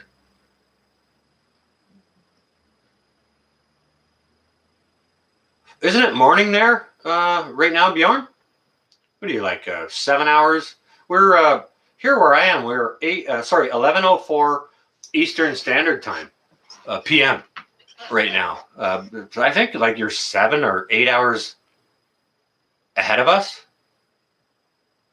So it should be, is it like 6 or 7 o'clock in the morning there? Oh, maybe you're going to make a fire video or a video up in the Viking cabin. All right. You don't, oh, it's still dark. Oh, you're waiting for the daylight to come. Okay, gotcha. Oh, it's 5. Okay, so you're 6 hours. All right, okay, England's 5 hours and you're an extra hour. Okay, gotcha. Copy that. Whichever. When you know, once you've got to having made your video, I'll watch it tomorrow anyways. Carol Ann Henderson, boom, there you are. Love from Tennessee. Lots of great folks from Tennessee here this evening. Always good to see you, Carol Ann. As far as I understand, you guys got spared from the storms. I'm just going by what Pinball said, so you know, hopefully you know, you guys were spared as well, and you know, all the guys in your area, guys and gals.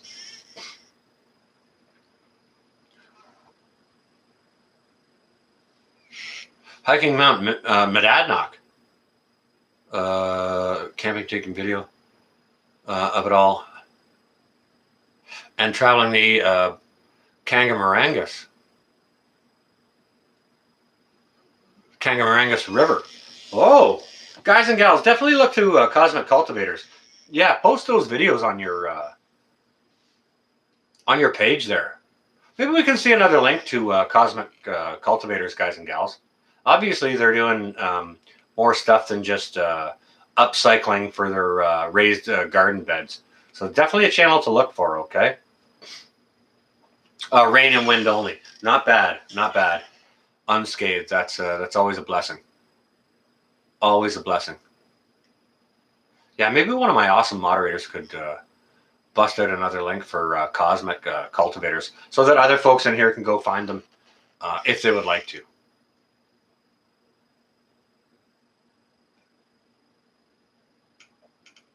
Oh, Steve M., you on your way? All right, you stay well and safe. Have a good weekend. Stay nice and safe, okay? Hey, Deb, how you doing? Oh, you've been lurking? Okay. Oh, you're getting your laundry done. Good. How about doing a fireside chat this weekend? That might be possible. That may be possible.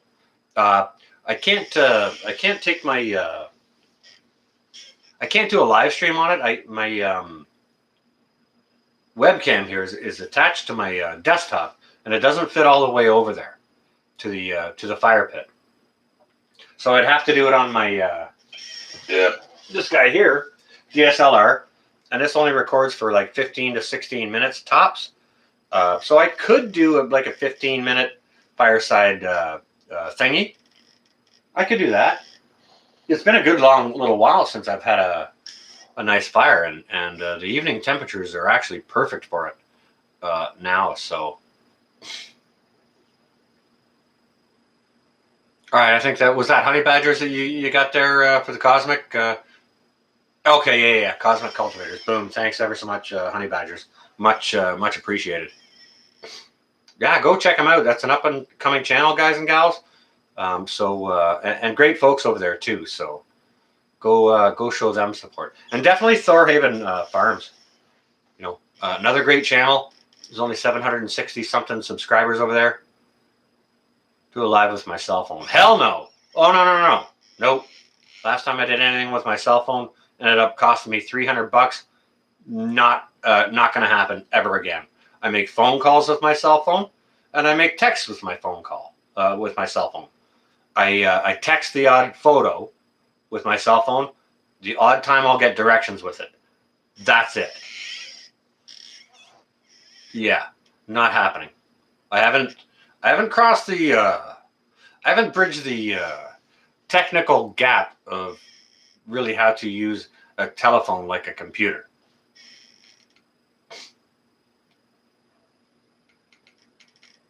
Oh, exactly. Here's another example of how crappy me using a phone is. A buddy of mine called me one day, and he said he wanted to do one of those Zoom chats. I'm like, okay, well, what's that?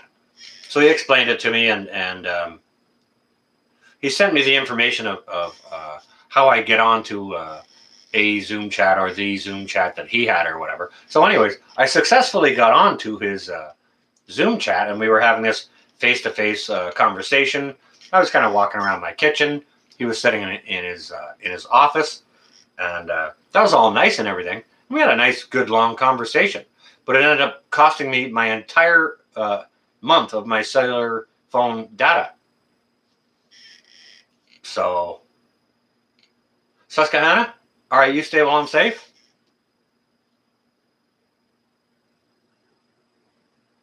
You can send emails, and I promise I will get to them, but don't expect me to reply to you tomorrow.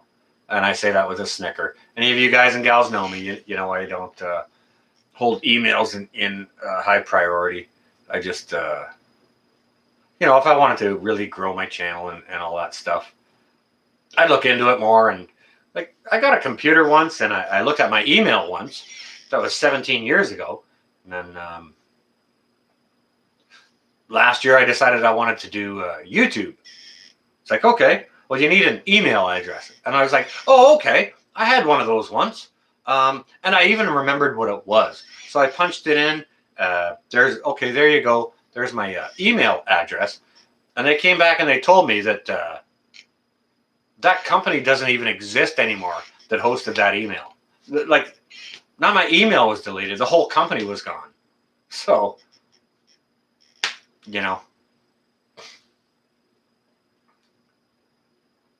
use Wi-Fi on my phone. Why would I use Wi-Fi on my phone? I make phone calls with it and text.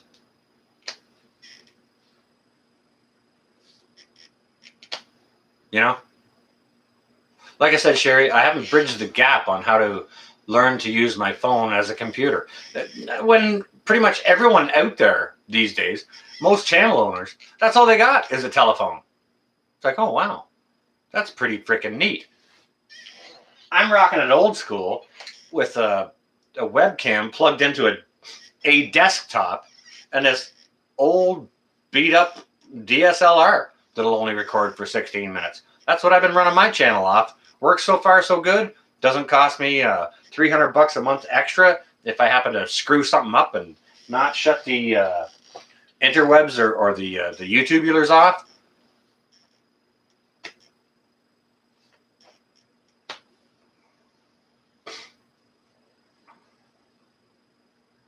Oh, my kids are hermits. They hardly come out of the, hardly leave their house. My kids came over in the spring because they wanted to go camping. They borrowed almost everything that was in my bug out bag, took it camping, and I haven't seen them since. Yeah, old school, Bjorn, yeah. A lot of times, like I shut my phone off before I go to bed, and I'll wake up the next day and I'll be going about my business throughout the day, and it'll be 2 or 3 o'clock in the afternoon, and I'll think, oh, I haven't even turned on my phone yet today. Meh.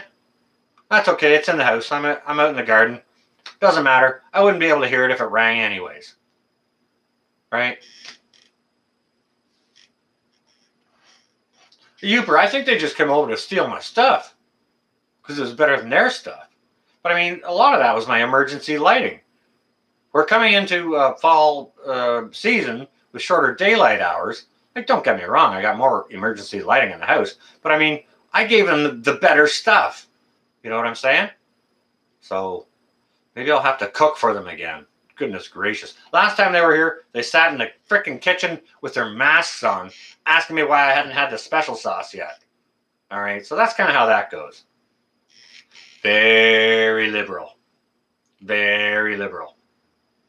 And I mean, politics is politics, but I mean, you know, if you're jabbed up, what are you afraid of?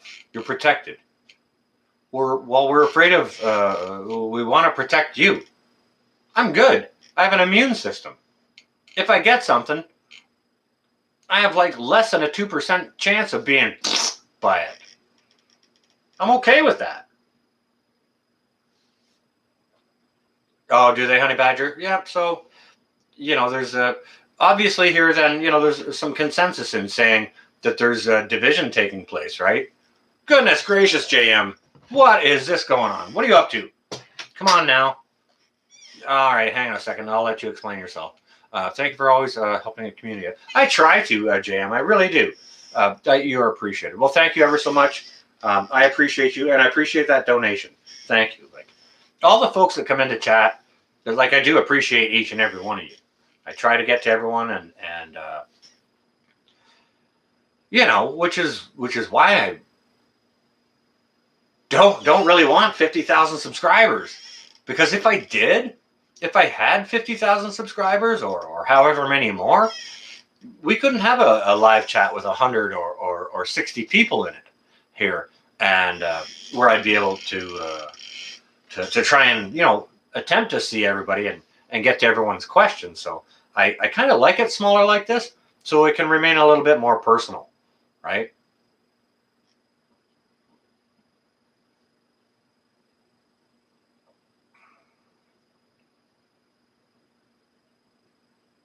Something like that, D. I don't know. Like, I don't know what it is. Goodness gracious, Carol Ann. You. No. What's all this business? What are you up to here? Oh, you appreciate me too as well? Thank you ever so much. Again, I appreciate you guys. It means a lot when I say hello. Why would I not do that? You know, I love saying hello to you people.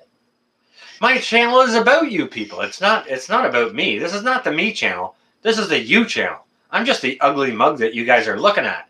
Listen to me spit garbage out of my face. Hopefully some of it makes sense. But, you know, I try to help where I can. And, you know, without you folks, like, you guys do more help than I do. Right? So I appreciate you guys. 73 or 74 or 5 of you are way smarter than me. I'll tell you that right now. Right? And it's amazing we have the opportunity to do this, to bounce ideas off one and the other back and forth. You know, okay, so maybe, sure, maybe I'm the one putting myself out there and doing that. I love doing it because it creates some structure in my life. It creates community in my life. And the friendships we make and the things that we learn are just amazing. Just amazing. Right? So, because, you know, fundamentally, at the end of the day, I think we're all here to help each other. Unlike the government, who is here to help themselves to our wallets, right? You know, you hear about the political campaigns where the government's coming around shaking hands and kissing babies. Well, he's shaking a hand with one hand, kissing a baby, but he's reaching into your pocket, stealing your wallet while he's kissing your baby, right? Tammy, we should feel like family because we are family, right? At least we try to be. Try and relate, love the other, help the other, get to know the other, sympathize with the other, follow what the other's doing. You know what I mean? We are of a feather. I do believe so, yeah. common-minded for sure. We like to help the other. Zucchini flour, Heather. Really? Well, I don't know if I want to go out and buy another dehydrator. I got mine slated for peppers and chard for the next, hopefully, month. But and my freezer's starting to run out of space. I did clear some out and did some. I canned some breakfast sausage and this and that out of the freezer to make space for like I was going to grate and freeze into freezer bags. Some zucchini just to have it stored in the freezer for use in soups or breads or whichever else. But I'm not going to have the space in the freezer. So zucchini flour, huh? Dehydrated. Isn't that interesting? I've never heard of that before. This is the first I've ever heard of that. Zucchini flour. Very, very interesting.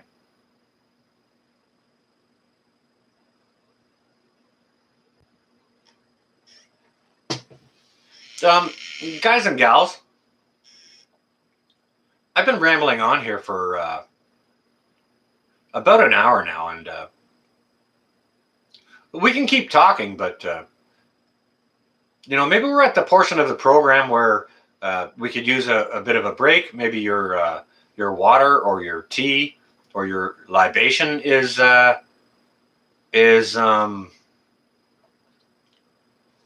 needs to be refreshed. But I could certainly use like a 2.5 minute break. There's no such thing as too many dehydrated mushrooms, Triple Horn.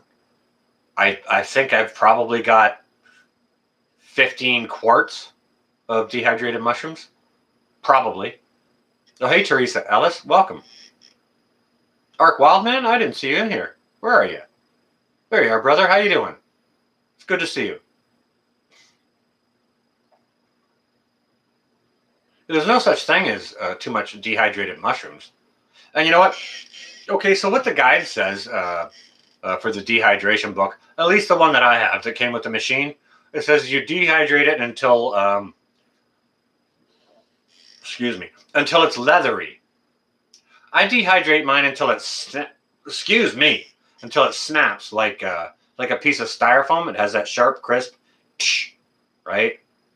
I don't want anything leathery. If it's leathery, to me, there's too much moisture left in it.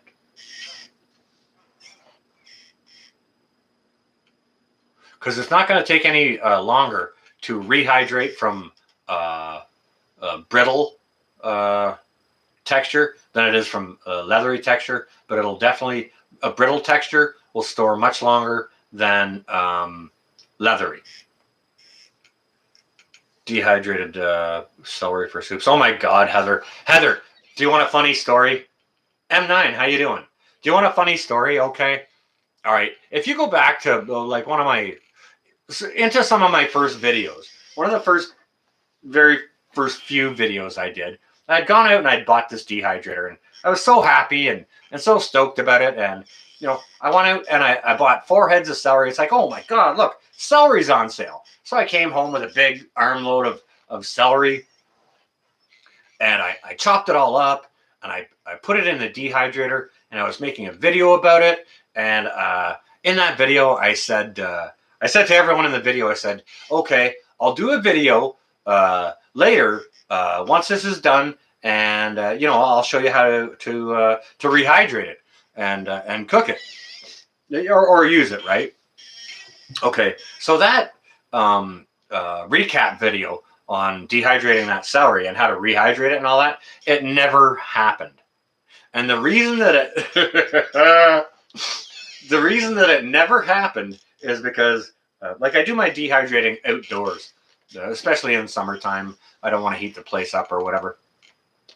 So I was doing my dehydrating outdoors, and once the stuff was crispy AF, I was like, okay. And I unplugged my dehydrator, and I think I was carrying it like this or something like that, carrying the whole dehydrator with all the tiers and the lid on top of it.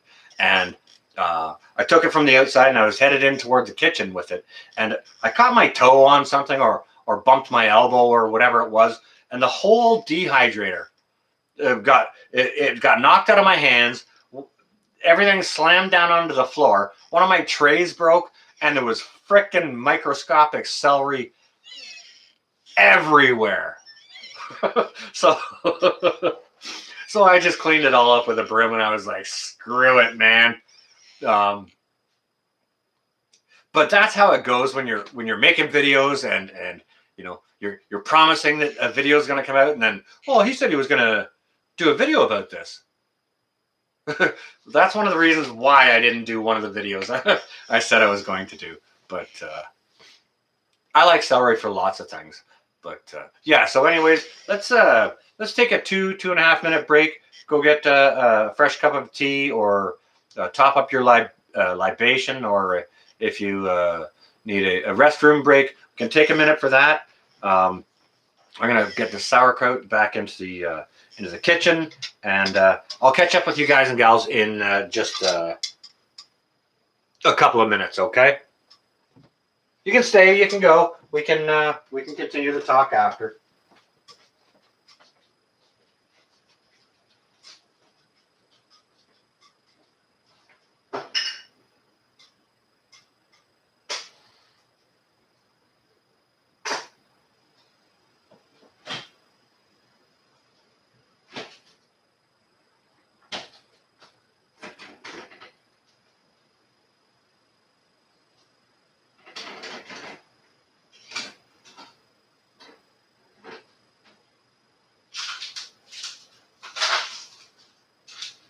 Yeah.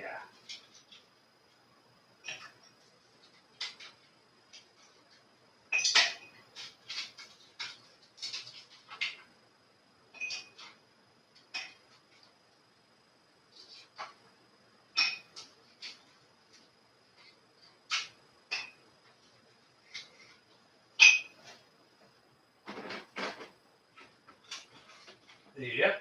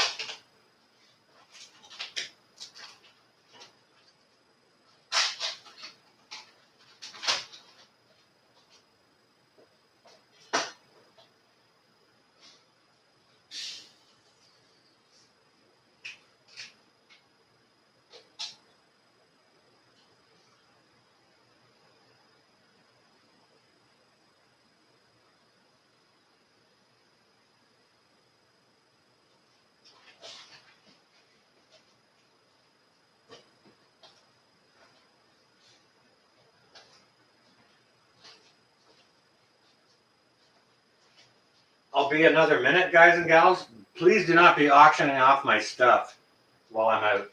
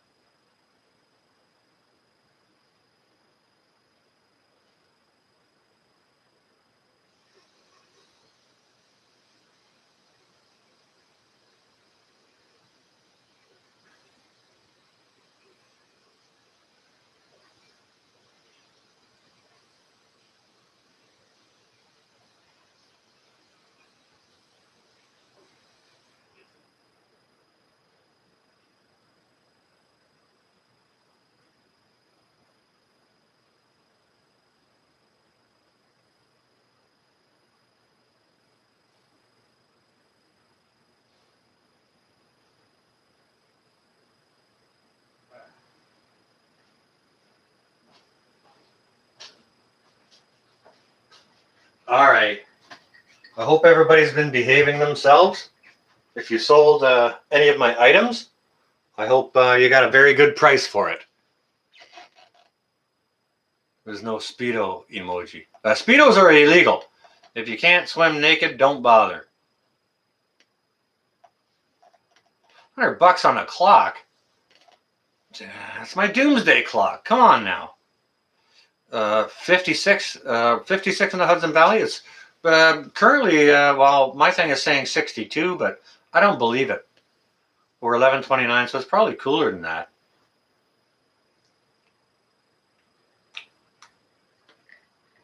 Tammy comes in with an extra $1.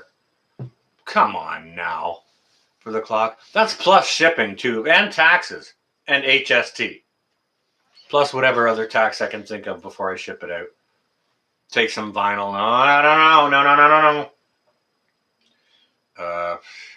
I got some good vinyl there. Good vinyl.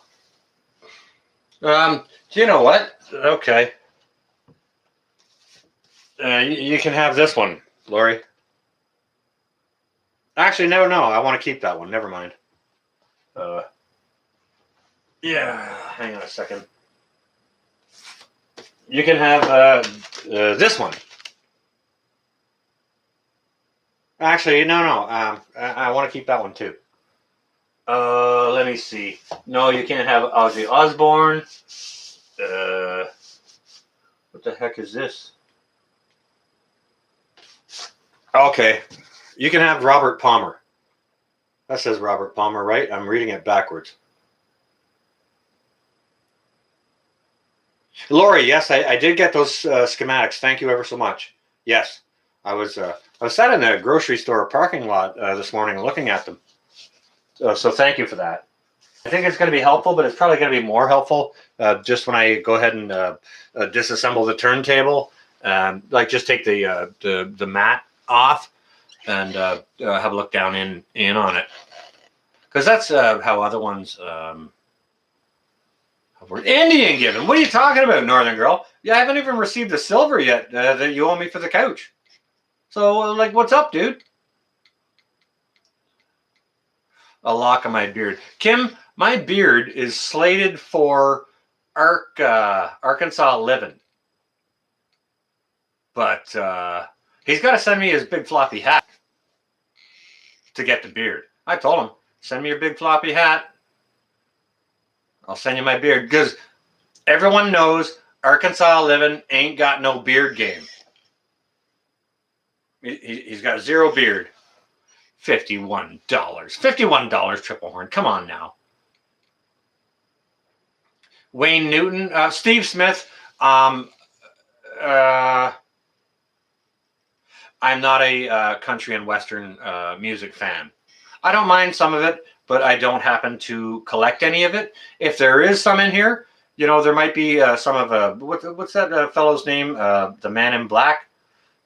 There might be some of that in there, but half of this collection I purchased from somebody else, and I still need to go through it alphabetically and smash it all together, filter it out, check the condition of all the albums and those kinds of things. So it's kind of like a major project all on its own, you know.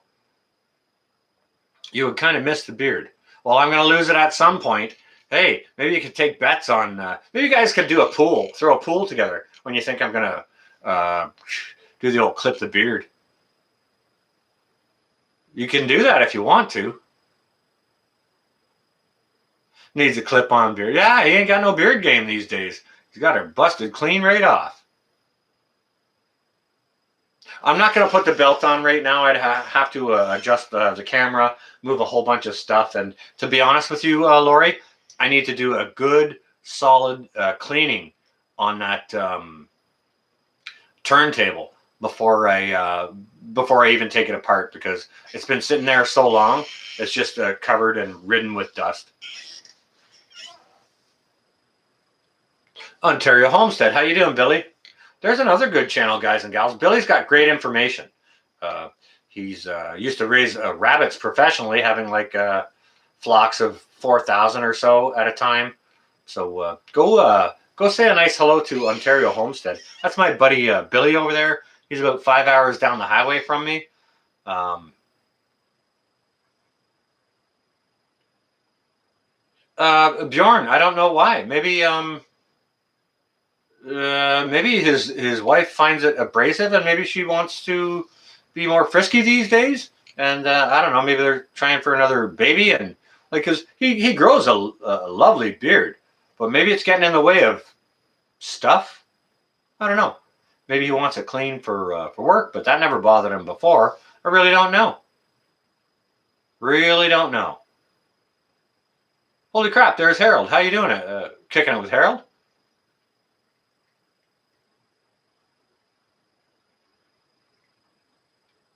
Just waiting for your government employee to show up. What? Knocking on your door, asking how many live under the roof, your jab status, how many livestock you got, and those kinds of things. Beard is a flavor saver. Oh yeah, like I've got a tuna sandwich just stuffed in the backside of this one here just now. Bjorn's got a lovely beard. He's probably got a week's worth of groceries in his beard, I would think. Actually, I'd be a little bit ashamed if he didn't. You know, you got a magnificent facial coif as such. You might as well use it for food storage, right?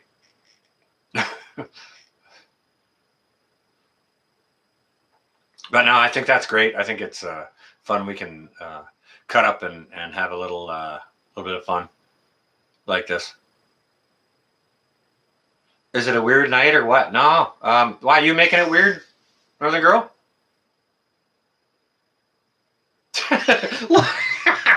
Lori's saying her beard is coming in good. Awesome, Lori. Get off those steroids.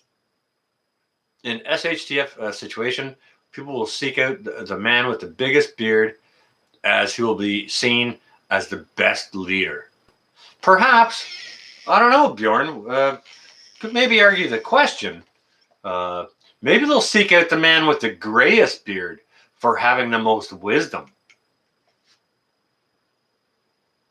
I don't know, Bjorn. I challenge thee. But a beard is definitely a show of masculinity. And I don't think men should be afraid to show their masculinity. You know? Like, they shouldn't be afraid to at all. Like, what the hell is this toxic masculinity? It's like, that guy standing there with a plaid shirt on and a beard is so freaking manly that you're offended by that? Isn't that just called snowflake syndrome? If they gotta call a man being a man toxic masculinity? The man with the biggest beard has has the right of way. What else did you say? Oh, you're making me laugh here. He has the right of way. That's the rule you follow while you're driving. That's hilarious. I hope you don't do that when you're making left turns. Oh, goodness gracious. Wow. Okay, thanks, Bjorn. That was a laugh I needed here this evening. Goodness gracious, that was funny. Wow. Whew, I got laughing tears in my eyes. I gotta clean those out of there. That was awesome, Bjorn. Oh, hilarious. Has my son been playing hockey? No, he's not athletically inclined. When my son was born, okay, now this is something I want you guys and gals to understand about experimental drugs, okay? Now I'm going to miss a bunch of chat because I'm going to land based here for just a minute, okay? This is something I want you guys and gals to understand about untested drugs, unproven and experimental drugs, okay?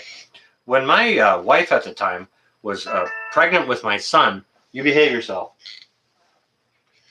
When she was pregnant with my son, she took ill with a flu, an influenza, or cold, or whichever. So she went to her doctor, who at the time had been her doctor since she had been born. Okay, so the doctor prescribed her erythromycin.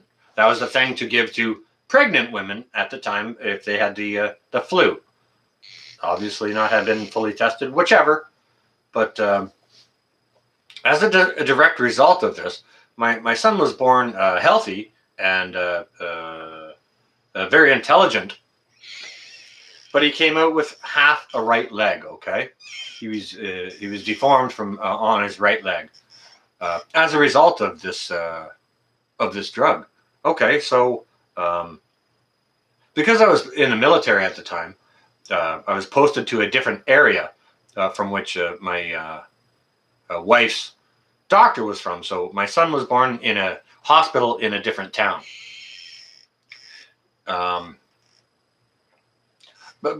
So he came out healthy and happy, but he just happened to have half a right leg.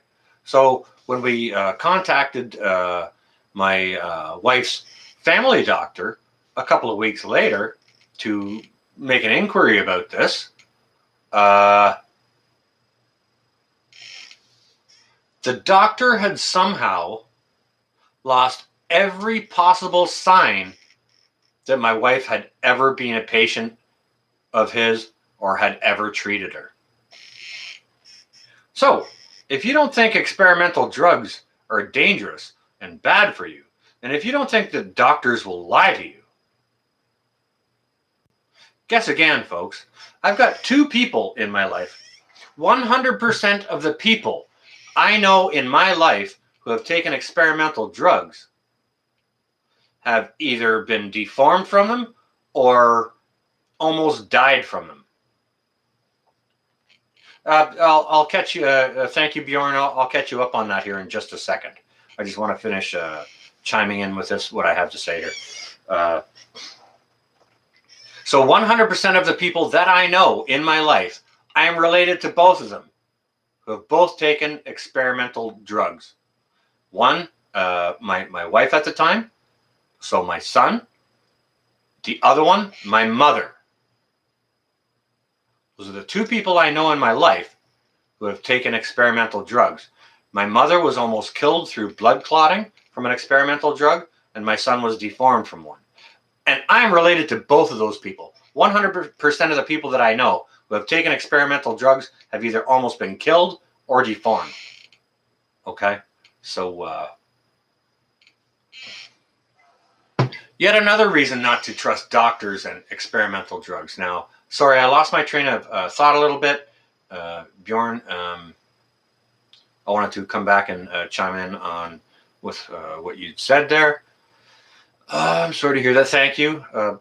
It's quite all right. He was a happy, normal baby, and he's got a good, positive outlook on life.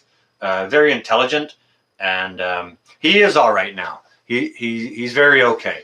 Once he finished high school, he and I were discussing what his future was going to be, and sort of having had a lifelong dealing with the war amps and things like that for prosthetic limbs, prosthetic legs, those sorts of things. He decided he wanted to make prosthetic limbs for a living, and that's what he does professionally now. Yeah, isn't that convenient, JM?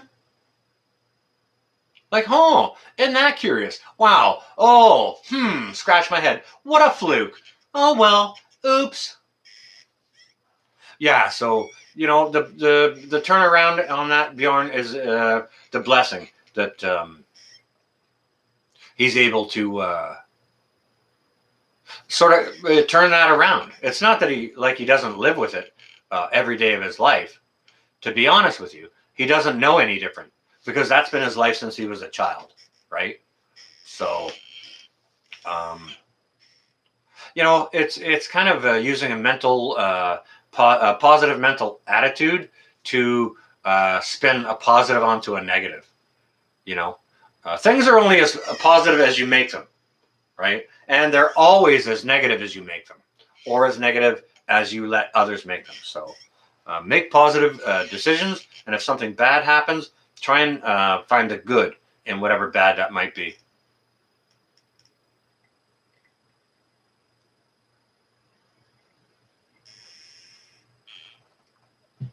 Um, do you know what, Kim Treadway? Hey, Bjorn. Kim Treadway just asked a question, and I kind of want you to chime in on this because you said something very, very interesting. You were on one of my live streams a week or so ago, and you said something very, very interesting. So Kim Treadway's question is, why are all of my vaxxed friends getting COVID and not a light case either? So I kind of want you to chime in on that. You said something very, very relative. He sure did make some lemonade, Deb. Absolutely. Well, the comment that Bjorn left, sort of regarding the, because we were sort of talking about how all that works, on the other live stream he joined us for. All right, so he's saying that because the V weakens your immune system. But something you said interesting last week, Bjorn, I thought was interesting, is that the sicknesses seem to follow. Like you can watch it throughout the globe where there's the pattern in the jabs taking place. Okay, there's a bunch happening in Italy. Now there's next week there's a bunch happening in England. Oh, now this week there's a bunch happening in Eastern Canada. Then there's a bunch happening in Western Canada. You can kind of follow the timeline of when the jabs take place, and the sickness seems to follow those timelines. Call it what you want. All right, hang on a second. Is that you there, Lori? What are you doing? I don't even. All right, hang on a second. I do have my other glasses here. Let me just have a look at this. Somebody is texting me here, and if it's very important, I would like to get to it. But yeah, if it's not important, you behave yourself. Northern Girl hobbies, chicken farts. Seriously, dude. All right, I'm not even. You owe me silver for this couch here. I'll get to you. I'll get to you later, Northern Girl. You behave yourself. You and your rogue chickens. Goodness gracious! And put a pirate hat on that pug and make him in his own channel. You'll be a millionaire. That yes, that's what she texted me. Chicken farts. I don't know what it's about. I didn't read the text before that. I'm fully engrossed here. Like it's not like that's not funny, but I think she's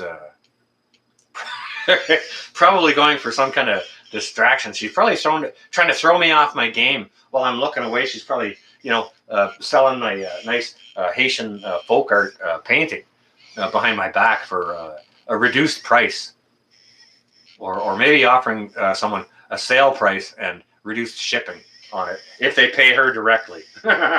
You know what I mean?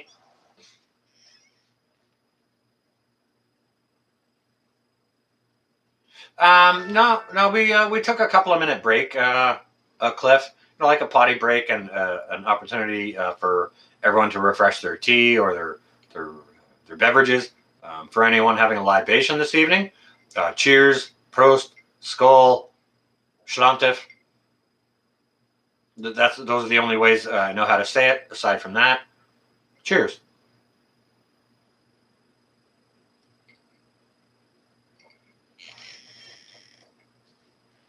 All the liberals threw that out when it didn't suit their agenda anymore. And that was literally in the news this week about the My Body, My Choice argument. That they've thrown it out because it does not suit their agenda. And Cleon, I do believe I said hello earlier. Welcome, it's good to see you. Chin chin, Lisa. Schlanter. Cheers, Sean. Possibly, maybe, perhaps half a stiff drink. Sure. Yeah, well, why not? You don't even have to make it a stiff one. Just, whatever you're enjoying.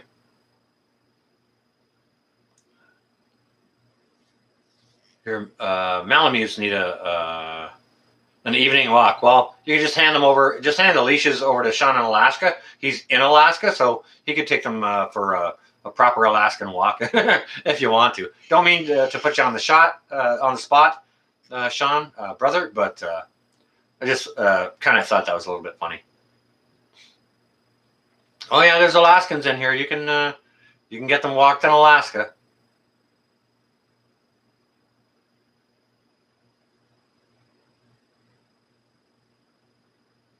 I thought so, Cleon. Sometimes it's hard to remember, like, especially when you're moderating for people. You go ahead and you say massive, quick hello to 200 or 300 people, and it'll kind of loop back around, and you don't know who you've actually said hello to or who you haven't said hello to. So it kind of happens that way a little bit too when you're doing a live stream. Because there's a lot of people to say hello to, like everybody. I try and say hello to everybody in my live streams. So I try to. It doesn't always work, but I sort of try and strive for that. Oh, Francine in the house. Where you at? Where you at? Where you at?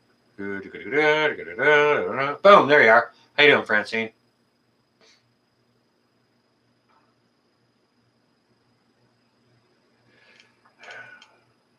Sean in Alaska, I'm waiting for his freaking video. He must be just about done his chicken coop by now. Must be right there. Can't wait to see it. I live for Sunday mornings. I wake up on Sunday mornings, I make my coffee, and I go watch Sean in Alaska's weekly video. It's usually about a half an hour. And I'll enjoy my coffee while I wake up, and I'll watch Sean in Alaska's weekly video. If you guys and gals don't know Sean in Alaska, go check him out.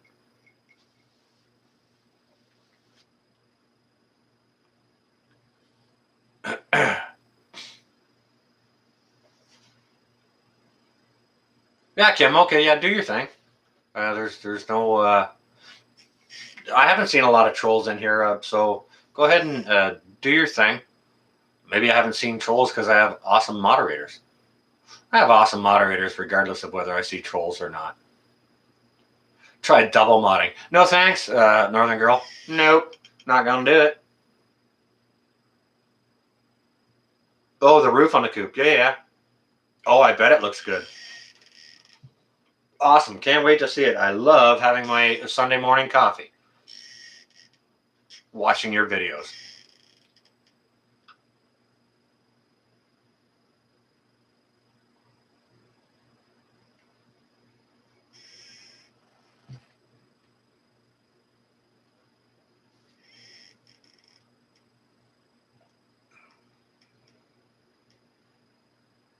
Oh, big time. There's an awful lot to be said about the psychological stuff. For sure. But I think it's something you mentioned in one of your videos, Bjorn, about not the. I'm trying to think of how you put it. Not the psychology of it, but the. I think it was something to do with like mass hypnosis or something like that, and they're using a repetition of suggestion and attaching that to an emotion like fear or whichever to kind of like brainwash the people, That's terrible. But I mean, as far as the immunology and that aspect of the whole jab and 1/9er thing goes, I read a medical study out of Israel that said that natural immunity is 13 times more effective than any special sauce there is out there. Oh, Deb, you went and subscribed to Sean in Alaska? Bravo! That's great. That's great. He's got great videos. Some beautiful, beautiful cinematography there. And not to mention, he's also a great guy. Nice cooking videos, fresh bread.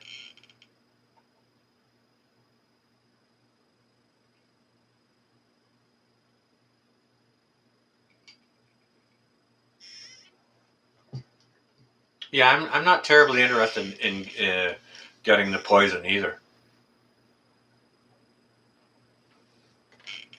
Some people are going to be pressured into it. Like I was talking to a buddy of mine the other day. He lives over here. He was walking down to the corner store. I think he was making his football or his sports lottery picks. I understand that's a thing. I'm not sure how it works. I don't follow sports or the lottery. But he always walks down there and he does that. And so he stops by and he says hello from time to time. He stopped the other day and we started talking. And he said his work is going to start and do the a mandate on, you can't work here if you don't have the jab. It's like you don't have to have the jab to work here, but if you don't have the jab, you can't work here. Kind of deal. You know what I mean?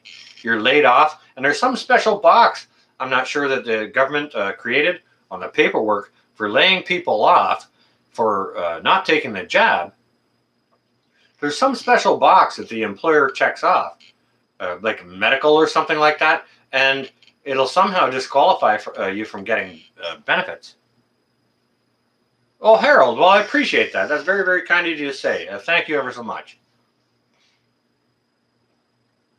I try and be thorough and cover things. Like sometimes we'll have a live stream and it's just fun. We cut up and we'll make an ass of ourselves and joke and have a good time. Sometimes we'll do room raids and have fun that way, uplift other channels. We always try and uplift other channels by posting the links in the chat anyways. Inside Russia. Holy crap. Guys and gals, there's Constantine. Okay, so we got Russia in the house. How you doing, Constantine? Lovely to see you. Got Russia in the house. Norway's in the house. Who else was in the house? I saw Sweden in the house, but maybe not this house. Maybe it was in somebody else's chat tonight. Definitely global, though. Definitely global. After 5, there you are. Welcome. Oh, and Constantine, inside Russia there, he does his live streams on Saturday mornings. My time, Saturday mornings, Eastern Standard Time. What is that, 10:30 Eastern Standard Time? Oh, it's 6 a.m. there now? Okay. You missed Pinball. Constantine. He was here an hour or so ago. But we got Bjorn in the chat. I don't know if you know Bjorn Andreas Bull Hansen. He's over in Norway. He's an author. I believe writing stories about the Norsemen and Vikings and things of that nature. So, and he has a nice big channel himself. So it's always nice to have someone like that chime in. People from all over the world is amazing. Yeah, you know what? It threw me off. You made a community post earlier this week, Constantine, and so I saw it there, and it's like, wait a second. I had to do a bit of a double take. It's like, I know this talk, and then I had to look at the name again. It's like, oh, okay. Constantine went and changed his name. Gotcha. Carol Ann, you on your way? All right, you stay well and safe. I didn't happen to see you saying you're on your way out, but you stay well and safe and have a good and safe long weekend, okay?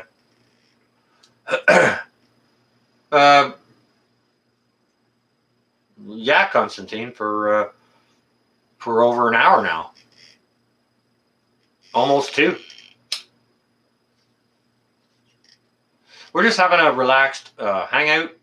For me, it's Friday night here, so some of us are having a libation. Some of us are obviously getting up in the morning, possibly having orange juice or coffee.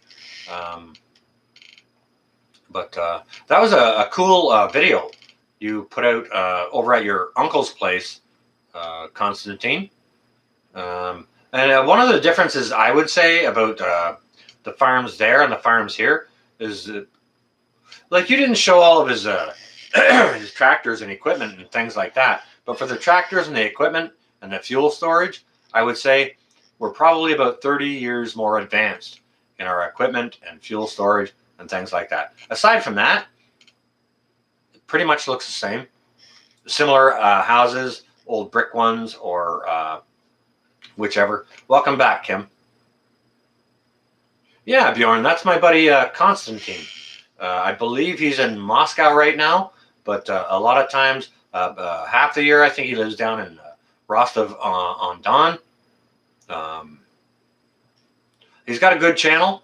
He's got the inside scoop on what's going on from Russia. So it's really nice to have international compadres or connections. You know, of an intelligent mind, obviously, right? Oh, Daylight's there? All right, you're welcome. Thanks for joining us in the live stream. Bjorn, stay well and safe, and I'll look forward to the video that you're about to make.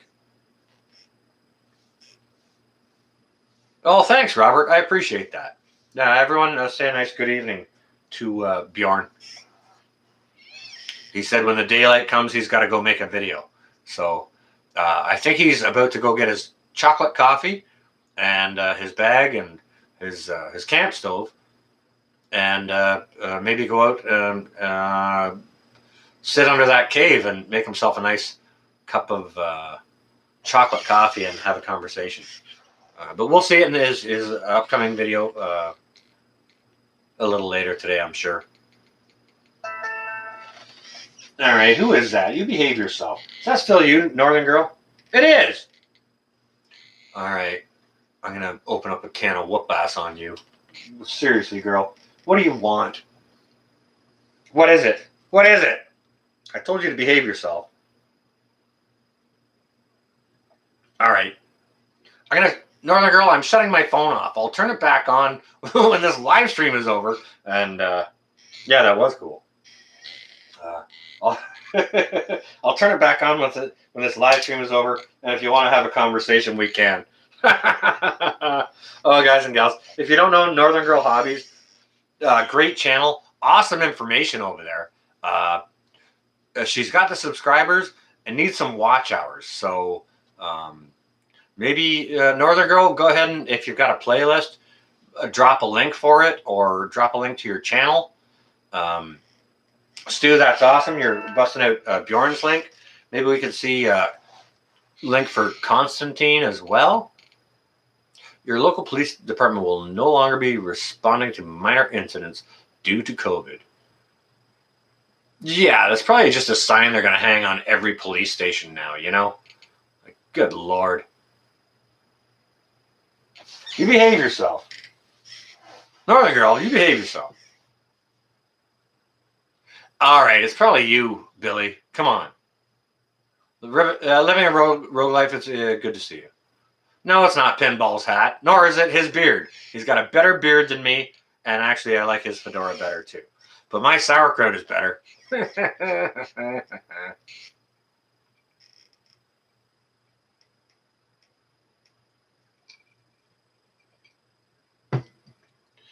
Yeah, Northern Girl's channel is awesome. She does outdoors fishing, medicinal plants, pirate chickens, a bandit, friggin' pirate thief pug dog. Yeah, she's got it all going on, I'll tell you that.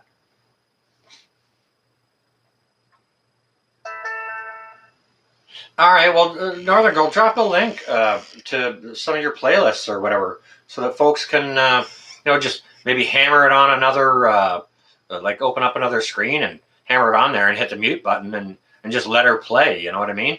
Get you some hours. You need the watch hours, girl. Yeah, so guys and gals, Konstantin will be live streaming. I think he starts at 10 a.m. Eastern Standard Time. Konstantin, if you could please go ahead and confirm if you know what time that is in Eastern Standard Time when your live stream starts. Because I think you shifted it by a half hour or something. All right. This is really starting to bug me here.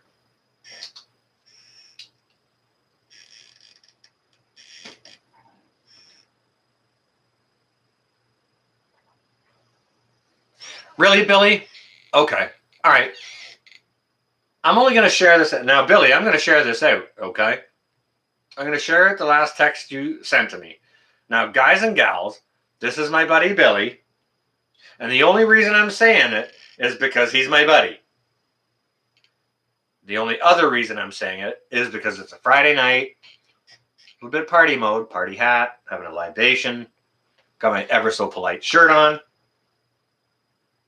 All right, does anyone want to guess what Billy texted me? He texted one word. Hey, Melinda, how you doing? Welcome. One word. Do you want to play a guessing game? Yeah, I'm totally doing it, Billy. Yeah. Consider your homestead channel a mushroom cloud.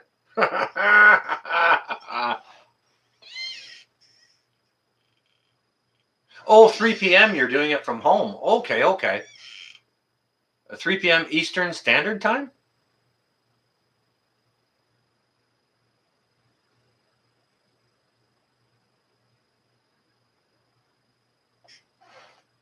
In Jesus' name we pray. Hey, how you doing? It's going well. I'm having an enjoyable evening. Wonderful live stream. Talking to all of you great folks. Wonderful people in here. And there has been off and on throughout the night. And there still is. So having a nice evening.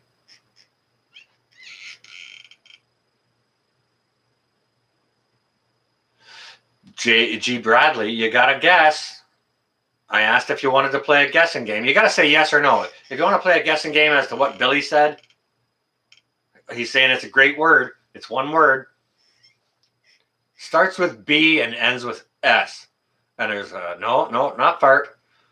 And it's got like maybe 7 letters in it. Ish. I didn't count them. And I'm not doing the math. Evening, morning. How you doing? Again? Oh, well, cheers to you, in Jesus' name.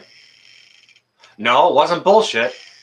It starts with B and ends with S. Bullshit starts with a B but ends with a T, okay?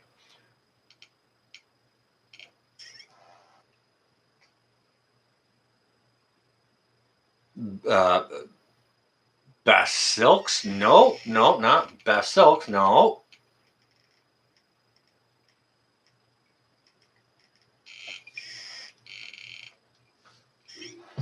We have a winner! Winner, chicken dinner. Boom, boom, boom. Boom, boom, boom. The prize goes to T. Teresa. T. Teresa is the winner. Winner by a nose with boobies. Butt suckers. Oh my God, look at you guys. Bullshits. Badass. Nope, it's boobies by a nose. Goodness gracious. All right, so yeah, so we just went there. Constantine says, well, when I go out and stream outside, try to get the daylight. Yeah.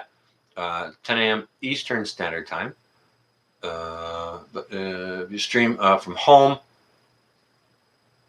you blimp up. You bump up time. To 3 for because convenient for us. Okay, gotcha. Well, we all appreciate that. Yeah. Billy totally just texted me one word. All it said was boobies. Go figure. I guess that's the inner child in all of us men. Hey, Billy?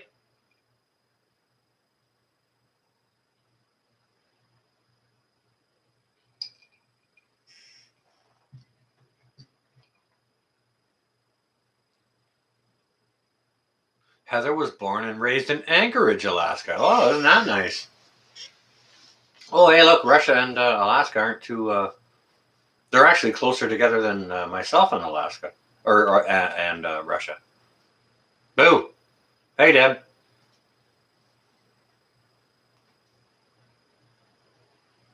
Gary, Bulldog. No, you're not too late. We've been running for a couple of hours, but yeah, who's counting? It's a Friday night, and we don't really care. You know, I may run it for a little while longer. I may shut it down shortly. I have no schedule here, so you know, as long as folks don't start auctioning stuff off in front of me, like if I leave the room and you guys auction stuff off while I'm gone, that's okay. But as long as I get the silver for it before it gets shipped out, you know what I'm saying? I don't mind that. Yeah, you sold it to the USA. What a bad deal. No kidding. No kidding. Are things locked down there?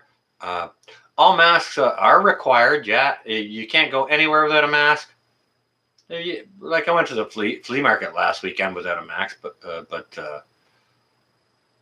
trying to force vax. Yep.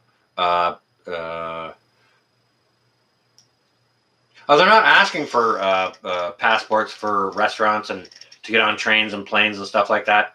That has happened. And once Mr. Sparkle Socks, Trudeau, is done with his snap election, like the retard called, why I have no idea. He's an idiot, obviously, because he's not popular. He could have just served out the rest of his term and unscathed, but he's just going to make himself look like an idiot. But he's after the election, after the vote is made, he's going to impose a national vax passport. And what he's done as an incentive is he's offered $1 billion of our taxpayers' dollars to the province that comes up with the best national vax passport. I shit you not. Yep.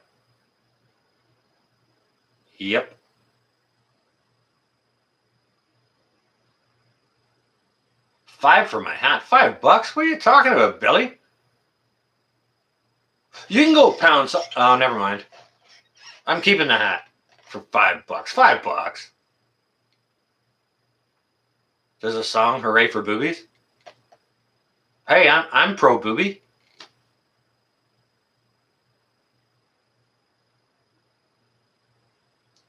I don't know, Kim Treadway. They call it a snap election, and maybe like if they're running a minority government, they can do that partway through their term.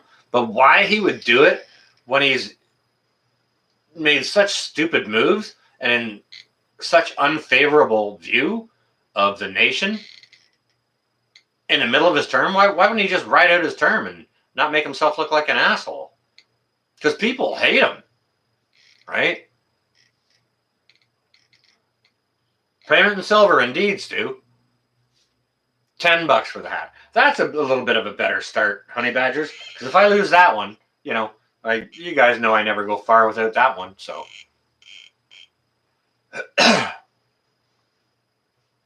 oh come on now, Billy.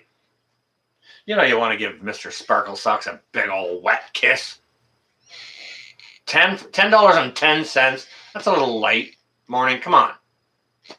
At least bump it by a couple of bucks to show people that you're really committed. Oh, boom. There's Ontario Homestead with 14. Oh, goodness gracious, Cliff. They're much, much bigger than I ever expected them to be. Yeah. I just need to get someone to chime in as to whether I should trim those out, some of the leaves from them. $5 for this shirt? Not a freaking chance. I'll give you $5 to screw off about the shirt. No. This was a gift from my children. $17.76 for the lamp? Are you kidding? That's a $150 lamp. It's got a marble base on it, dudes.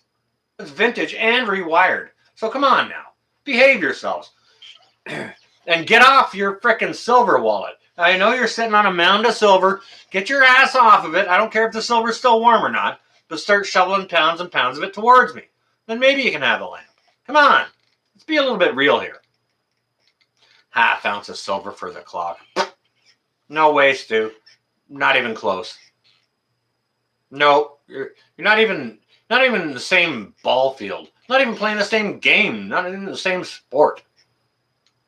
$25.50. Billy, what's wrong with you guys and gals? You ain't got no silver? Or you just too tight to part with it? Come on, you gotta slam it out if you want the stuff. You guys know how this works. I'm holding the goods. You gotta offer up something good if I want to get rid of it.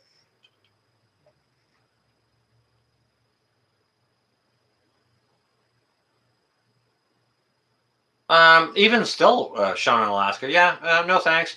But yeah, burgers, donuts, a beer, a lap dance, a lottery ticket to win $1 million, chance to win a car. Yeah. So first they're suggesting it, and now they're using bribery. Now they're using scare tactics and threatening techniques. Now it's frickin' mandates, right? So you can't work here if you don't have the jab. You and your family are going to lose their livelihood. So, for a man or a woman who has a husband or wife and a couple of kids at home, sole income, they got to think long and hard about what their choice is going to be. You really got to stand on your principles on this one to walk away from your job that supports your entire family. You got to be very, very convicted on your principles.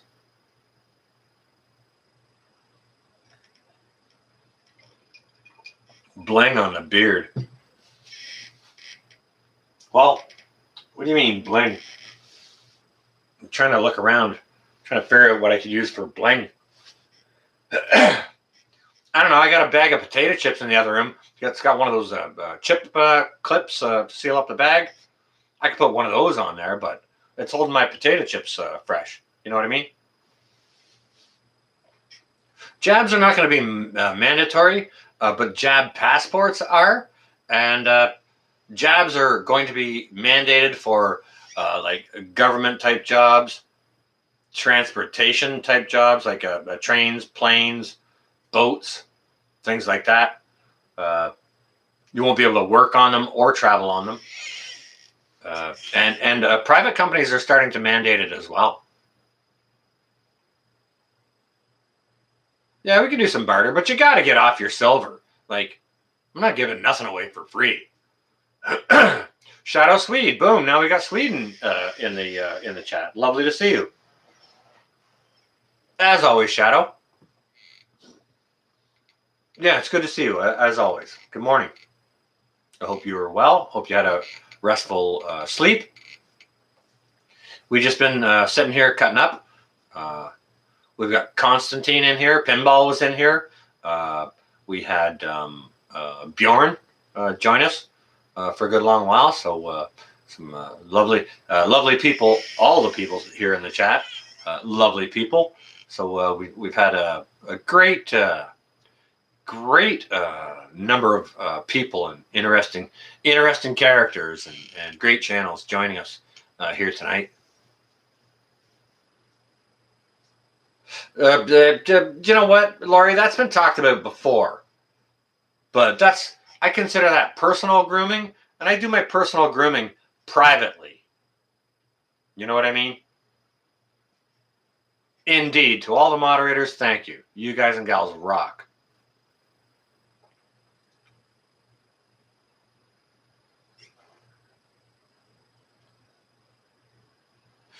Oh, a tube of ivermectin. All right, I was thinking about that earlier today, Northern Girl, but I didn't think I'd have to lose the frickin' chin whiskers for it.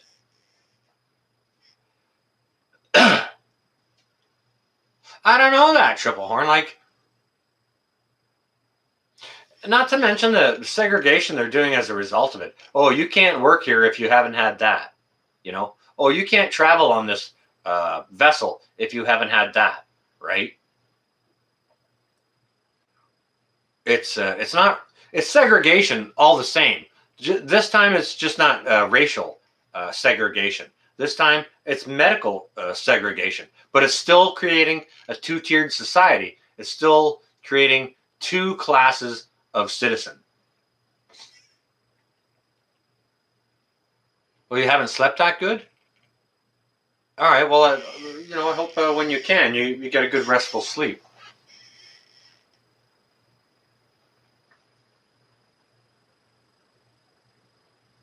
Uh, Ken Patton Family Compound. Hey, hey, hey. How you doing? Good to see you and welcome. We're just kind of having a random late night Friday evening surprise chat. Billy, you leave my sexy chin alone.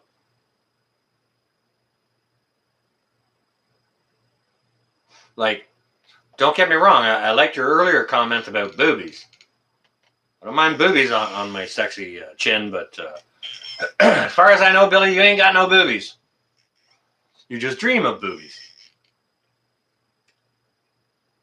Oh, you just got done with your live stream. Hopefully you had a bunch of nice folks in there and a lot of education passed back and forth. And, that's always the objective, right? For it to be positive and informative. Sometimes it's just for fun. You cut up and have a little laugh and do stuff like that. So, when you can get times like that done as well at the same time, then that's a blessing, right?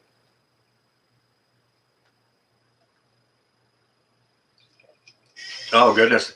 I've been on for 2 hours and 10 minutes here now. Already took one potty break. We already had one intermission for libation augmentation and fluid dispensing. Oh, making morning tea. Awesome, awesome, awesome.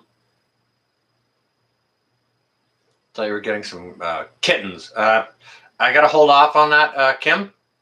There is definitely a kitty conspiracy, which will be seen to when the time is right, okay? That's all I'm going to say about that for now. A booby bar of soap. And a booby candle. And $10 for the hat. For this hat? Well, a booby bar of soap. A booby candle. And $10 for the hat. All right. If you send me all of that, either that or it's equal value in silver, and a self-addressed stamped envelope, I'll be happy to send you the hat in exchange for those goods. Yeah. Okay, we have a deal there. That's the only deal I've struck tonight. What's all that, G. Bradley? Oh, wait a second. Let me... boobies! Oh, okay. Yep. G. Bradley says, boobies? I've got 2 thumbs up for boobies. Because boobies. Montana's standing up. Good. Well, Canada is starting to stand up, at least against the Liberals. The Conservatives are ahead in the polls. So it's becoming known to Mr. Sparkle Socks that maybe it wasn't such a freaking smart idea at all for him to call this snap election. Freaking idiot. Should have just wrote out his term and then got screwed out next time. Instead of just making himself look like the a-hole that he is. He's already making himself look like an a-hole, and that's why people are... Hey, Billy, I can't get on a train. I got no jab. Train ticket is worthless. Worthless. Oh. Kim Treadway, yeah. Northern Girl Hobbies, I think, is going to do some stuff. Maybe some interviews and attend some rallies with Chris. Do some stuff like that. I know there's some talk of that. I don't want to tip anyone's hand or anything like that. But yeah, Chris Sky is good. He's a good advocate for freedom in this country. The snap election, Heather, what is it about? I don't know. I think it's just for Mr. Sparkle Socks to fluff his own pillow. Like he's halfway through a 4-year term. Okay.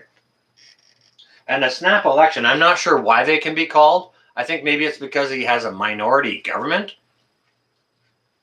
And I'm not exactly sure, but I'll give you the parts that I do know. Maybe he thought he felt he was doing so well that he wanted to bolster support for the Liberal Party. So decided to call a snap election. There's got to be more to it than that, but because all the polls are showing that he's tanking in the polls, like the preliminary polls. He has a minority and wants a majority. Now, what I understand from the beginning of this is that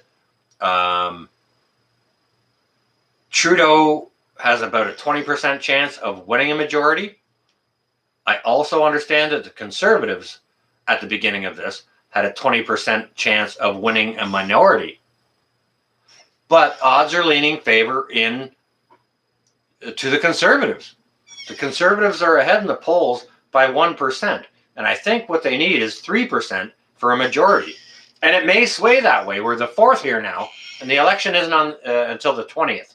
So we got 16 days for the minds of people to change just a little bit more, or more polls to come in, for people to actually go and vote and do the right thing and kick Mr. Sparkle Stocks to the frickin' curb.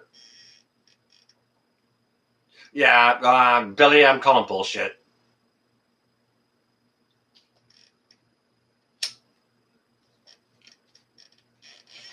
Going to bed. Bullshit.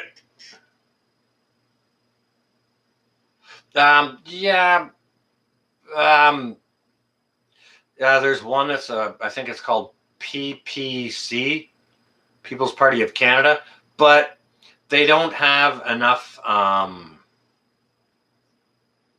They don't have enough weight behind them to even win a minority. So, in a situation like this, when it's that close between the Liberals and the Conservatives, even if you don't like who's heading up the Conservatives, to get it away from the Liberals, you gotta put or at least in my opinion, I have to put my vote toward the Conservatives rather than the party I would like to see, because I don't want to have a thrown away vote. I want my vote to actually do something. And I hope everyone thinks the same way. Like, ideally, in an ideal world, if we could live in a nice dream world, fantasy land, we could just vote for who we like, and maybe they'll get enough votes, and that party can get in, and everything will be all sunshine, rainbows, and unicorns. But that's not the case. The party I would like to see go just doesn't have the strength to, if I cast my vote there, doesn't have the strength to do anything about getting Sparkle Socks out, which is my the objective that I have with my vote.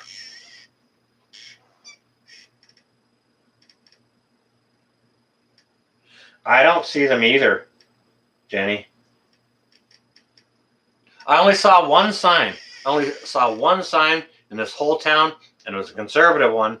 So maybe that says something right there.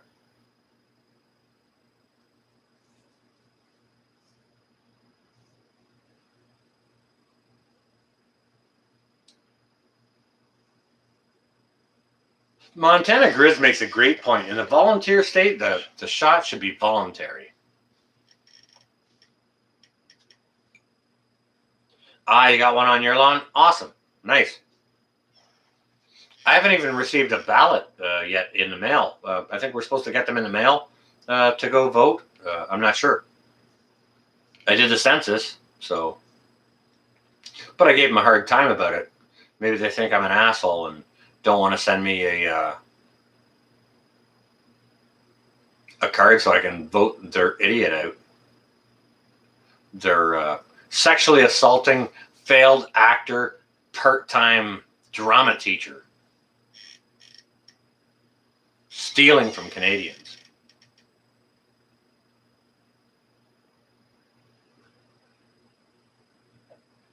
Oh, shit.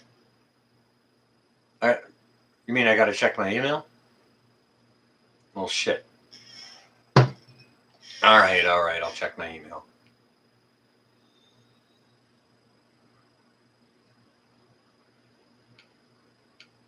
Heather, I don't know if you're in the United States. Like, I understand what you're saying if you're in the States. And I mean, the last time I considered voting for anyone, their whole platform was, I will not raise taxes, I will not raise taxes, I will not raise taxes. He was in 3 weeks and put in 2 brand new taxes. It's like, are you freaking kidding me? He should have been fired right there. He should have been jailed or hung. You know what I mean? Like, it's bald-faced lies. They run a whole campaign on bald-faced lies. I don't know how that's legal. How is it legal to do that? You know? And how do we hold them accountable? Like, if their whole campaign is, I will not raise taxes, and then the prick comes in after a month and raises taxes, shouldn't we be allowed to go to his house and lynch him, or put him over the knee and spank him, or take his lollipop away and stand him in the corner, or put a dunce cap on him or something? Take away his allowance and send him to his room? Like, good God. How is it that we're in a situation where it's possible that this happens? Politicians can say whatever they want. Yep, no taxes, no taxes, no taxes. Oh, you vote for me? Boom. Here you go. A couple new taxes, assholes. It's like, what? Yeah, send them to Afghanistan. Exactly. Hey, our country left a whole bunch of people in Afghanistan, too. You just don't see it in the news. I'll allow it. Farm and HVAC. There you are. Robert, I agree. Yeah. Yes, straight to prison, or hold their feet to the fire, hang them upside down, by the feet, whatever. Absolute bald-faced liars. And this is what we got running our country. And they expect us to trust them? Like, WTF.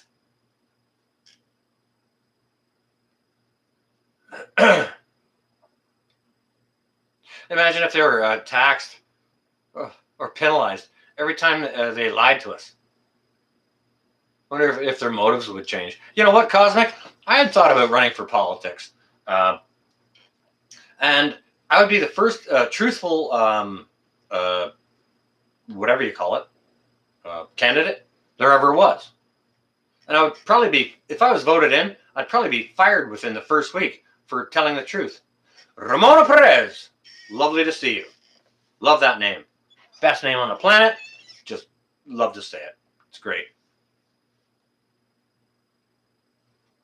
You got a potato running the States, and we got a frickin' Sparkle Socks running the country up here.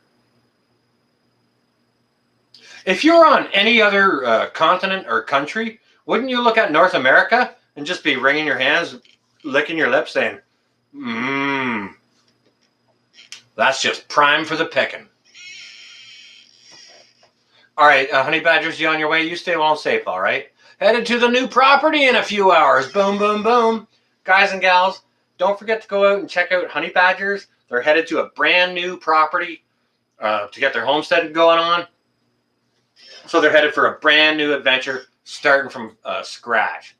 Definitely a channel to be watching. So honey badgers, make sure you film it all. Be assertive with your speech. Just put your voice volumes up a little wee bit. You'll make good videos, and yeah, we'll be looking forward to seeing that. That's why people begin to lose trust in government, because they all frickin' lie to us. They promise one thing and then do another. Yep. And that's what Ford has been doing here the whole time. No. And what does the government create anyways? Like, aside from debt. Because to my knowledge, the government hasn't created anything. The government's product is debt. You know? They may have this suggestion or that suggestion or this program or that program, but they bungle every single one. If somebody comes up with a good idea, they'll figure out a way to fuck it up. Pardon my language. I don't, I try not to curse, but it's late enough. I don't think there's any children watching, so. Oh, in Jesus' name, you're on your way? All right, you stay well and safe, okay? Stay safe, stay blessed. Have a good long weekend, okay? More debt, that's all they create. Kele. Just cuz? Really? Well, thanks ever so much. That is awesome. I'll put that to the Spice Fund to make my mustard probably later next week. Hello, good evening, and thank you ever so much for that donation. Very much appreciated. Shadow, what do you got going on here? The government in Sweden promise a lot of things, and they can't keep their promises either. It's the same everywhere. It's the same everywhere. The government produces nothing except for debt and death, as Ramona chimes in. Yes, yes. How many great ideas have there been out there that the government's got a hold of and just completely shit the bed on it? I'll give you one prime example that happened here in our country over the last couple of years, okay? And, if any of you watched my garden video from earlier today, you'll see a couple of lovely examples of that in there. Okay, so they decided to legalize this certain herb in Canada, and that was Mr. Sparkle Socks. I was under his blanket. I think he did that, and he did it for votes, and I get it. And it won him his minority government, but I think that's the only leg he's got to stand on. Because here in Ontario, once that got legalized, there was this. Of course, it had to be it had to be controlled by the government. So the government had to have their dirty hands in there on it, and this is what they did with it. They created what's called OCS, and that's Ontario Cannabis Store. Okay, now you could only buy it from that store originally, and it wasn't enough to service the people. And I think in the first year of it being legalized, and OCB, Ontario Cannabis Store, being opened and open for business and selling to the public, they only lost $14 million in the first year. How? I'm not sure about you guys and gals and how your math is, but how do you lose $14 million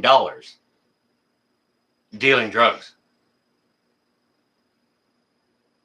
Heather, you on your way out? All right, you stay well and safe. Francine, you're on your way too? All right, stay well and safe.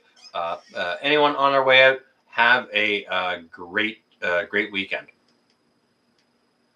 Reality Reset, welcome again. In payoffs, I'm not sure. I'm not sure how they screwed that up. I don't trust my government at all, because all they do is lie to us. They'll tell us one thing, do a different thing, get a hold of something good, make a complete debacle of it, lose tons and tons of money from it, and then throw $1 billion after it, trying to find out why. Just throwing good money after bad. So it's no wonder no one trusts them. It's ridiculous. Absolutely ridiculous. Oh, my back's starting to to get to me a little bit, guys and gals. I've been hunched over on the front of this couch for 2.5 hours or so now. I guess I can monitor. Okay, Constantine's talking to Grizz there. I'll go ahead and allow that. Constantine's never going to say anything bad, so. Oh, Blue Sky, there you are. Welcome. Ugh. Yeah, my back is starting to get a little bit sore. I need to sit back, guys and gals. So I think I might bring this live stream to a an end here shortly. Free samples, goodness gracious, M. I have no idea how they dropped the ball on this one. But at the end of the day, when you picture a mental image of the government in your mind, picture a cartoon picture of a dog trying to hump a football. What time is my live stream? Yeah, back issues. Oh, fibro as well. Gotcha.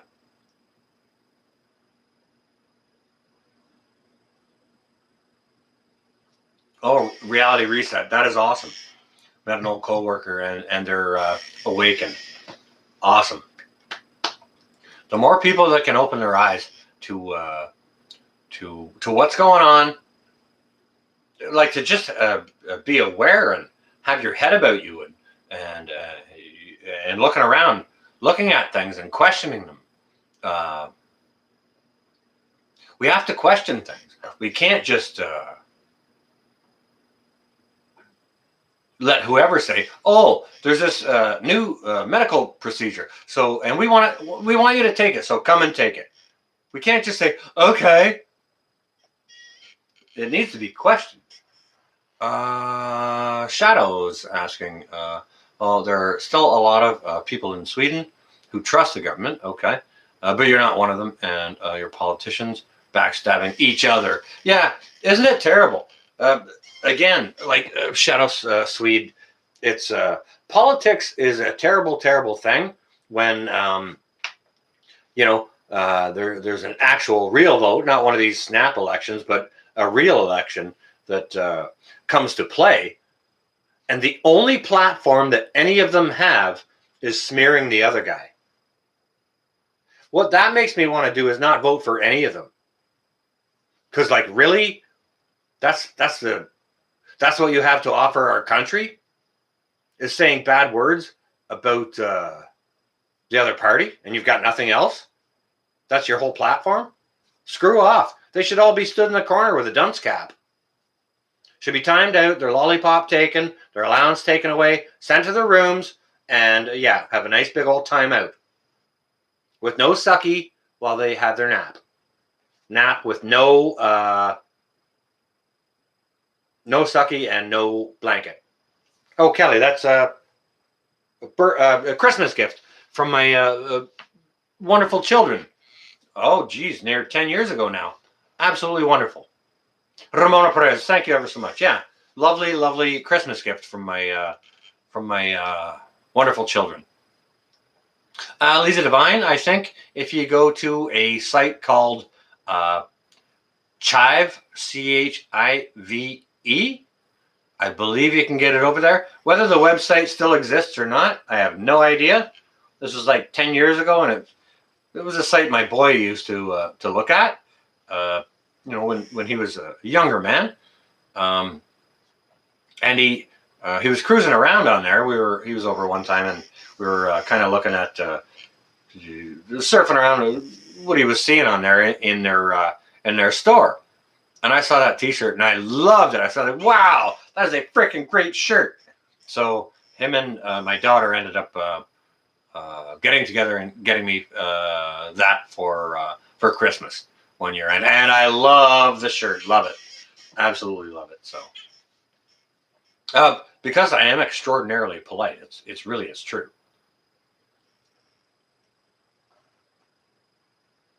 I'm not sure, Ramona, but there should be. If there's not, there should be. There's probably not one on the site that I was talking about, but yeah, that'd be a great shirt, 100%. Constantine, are you on your way?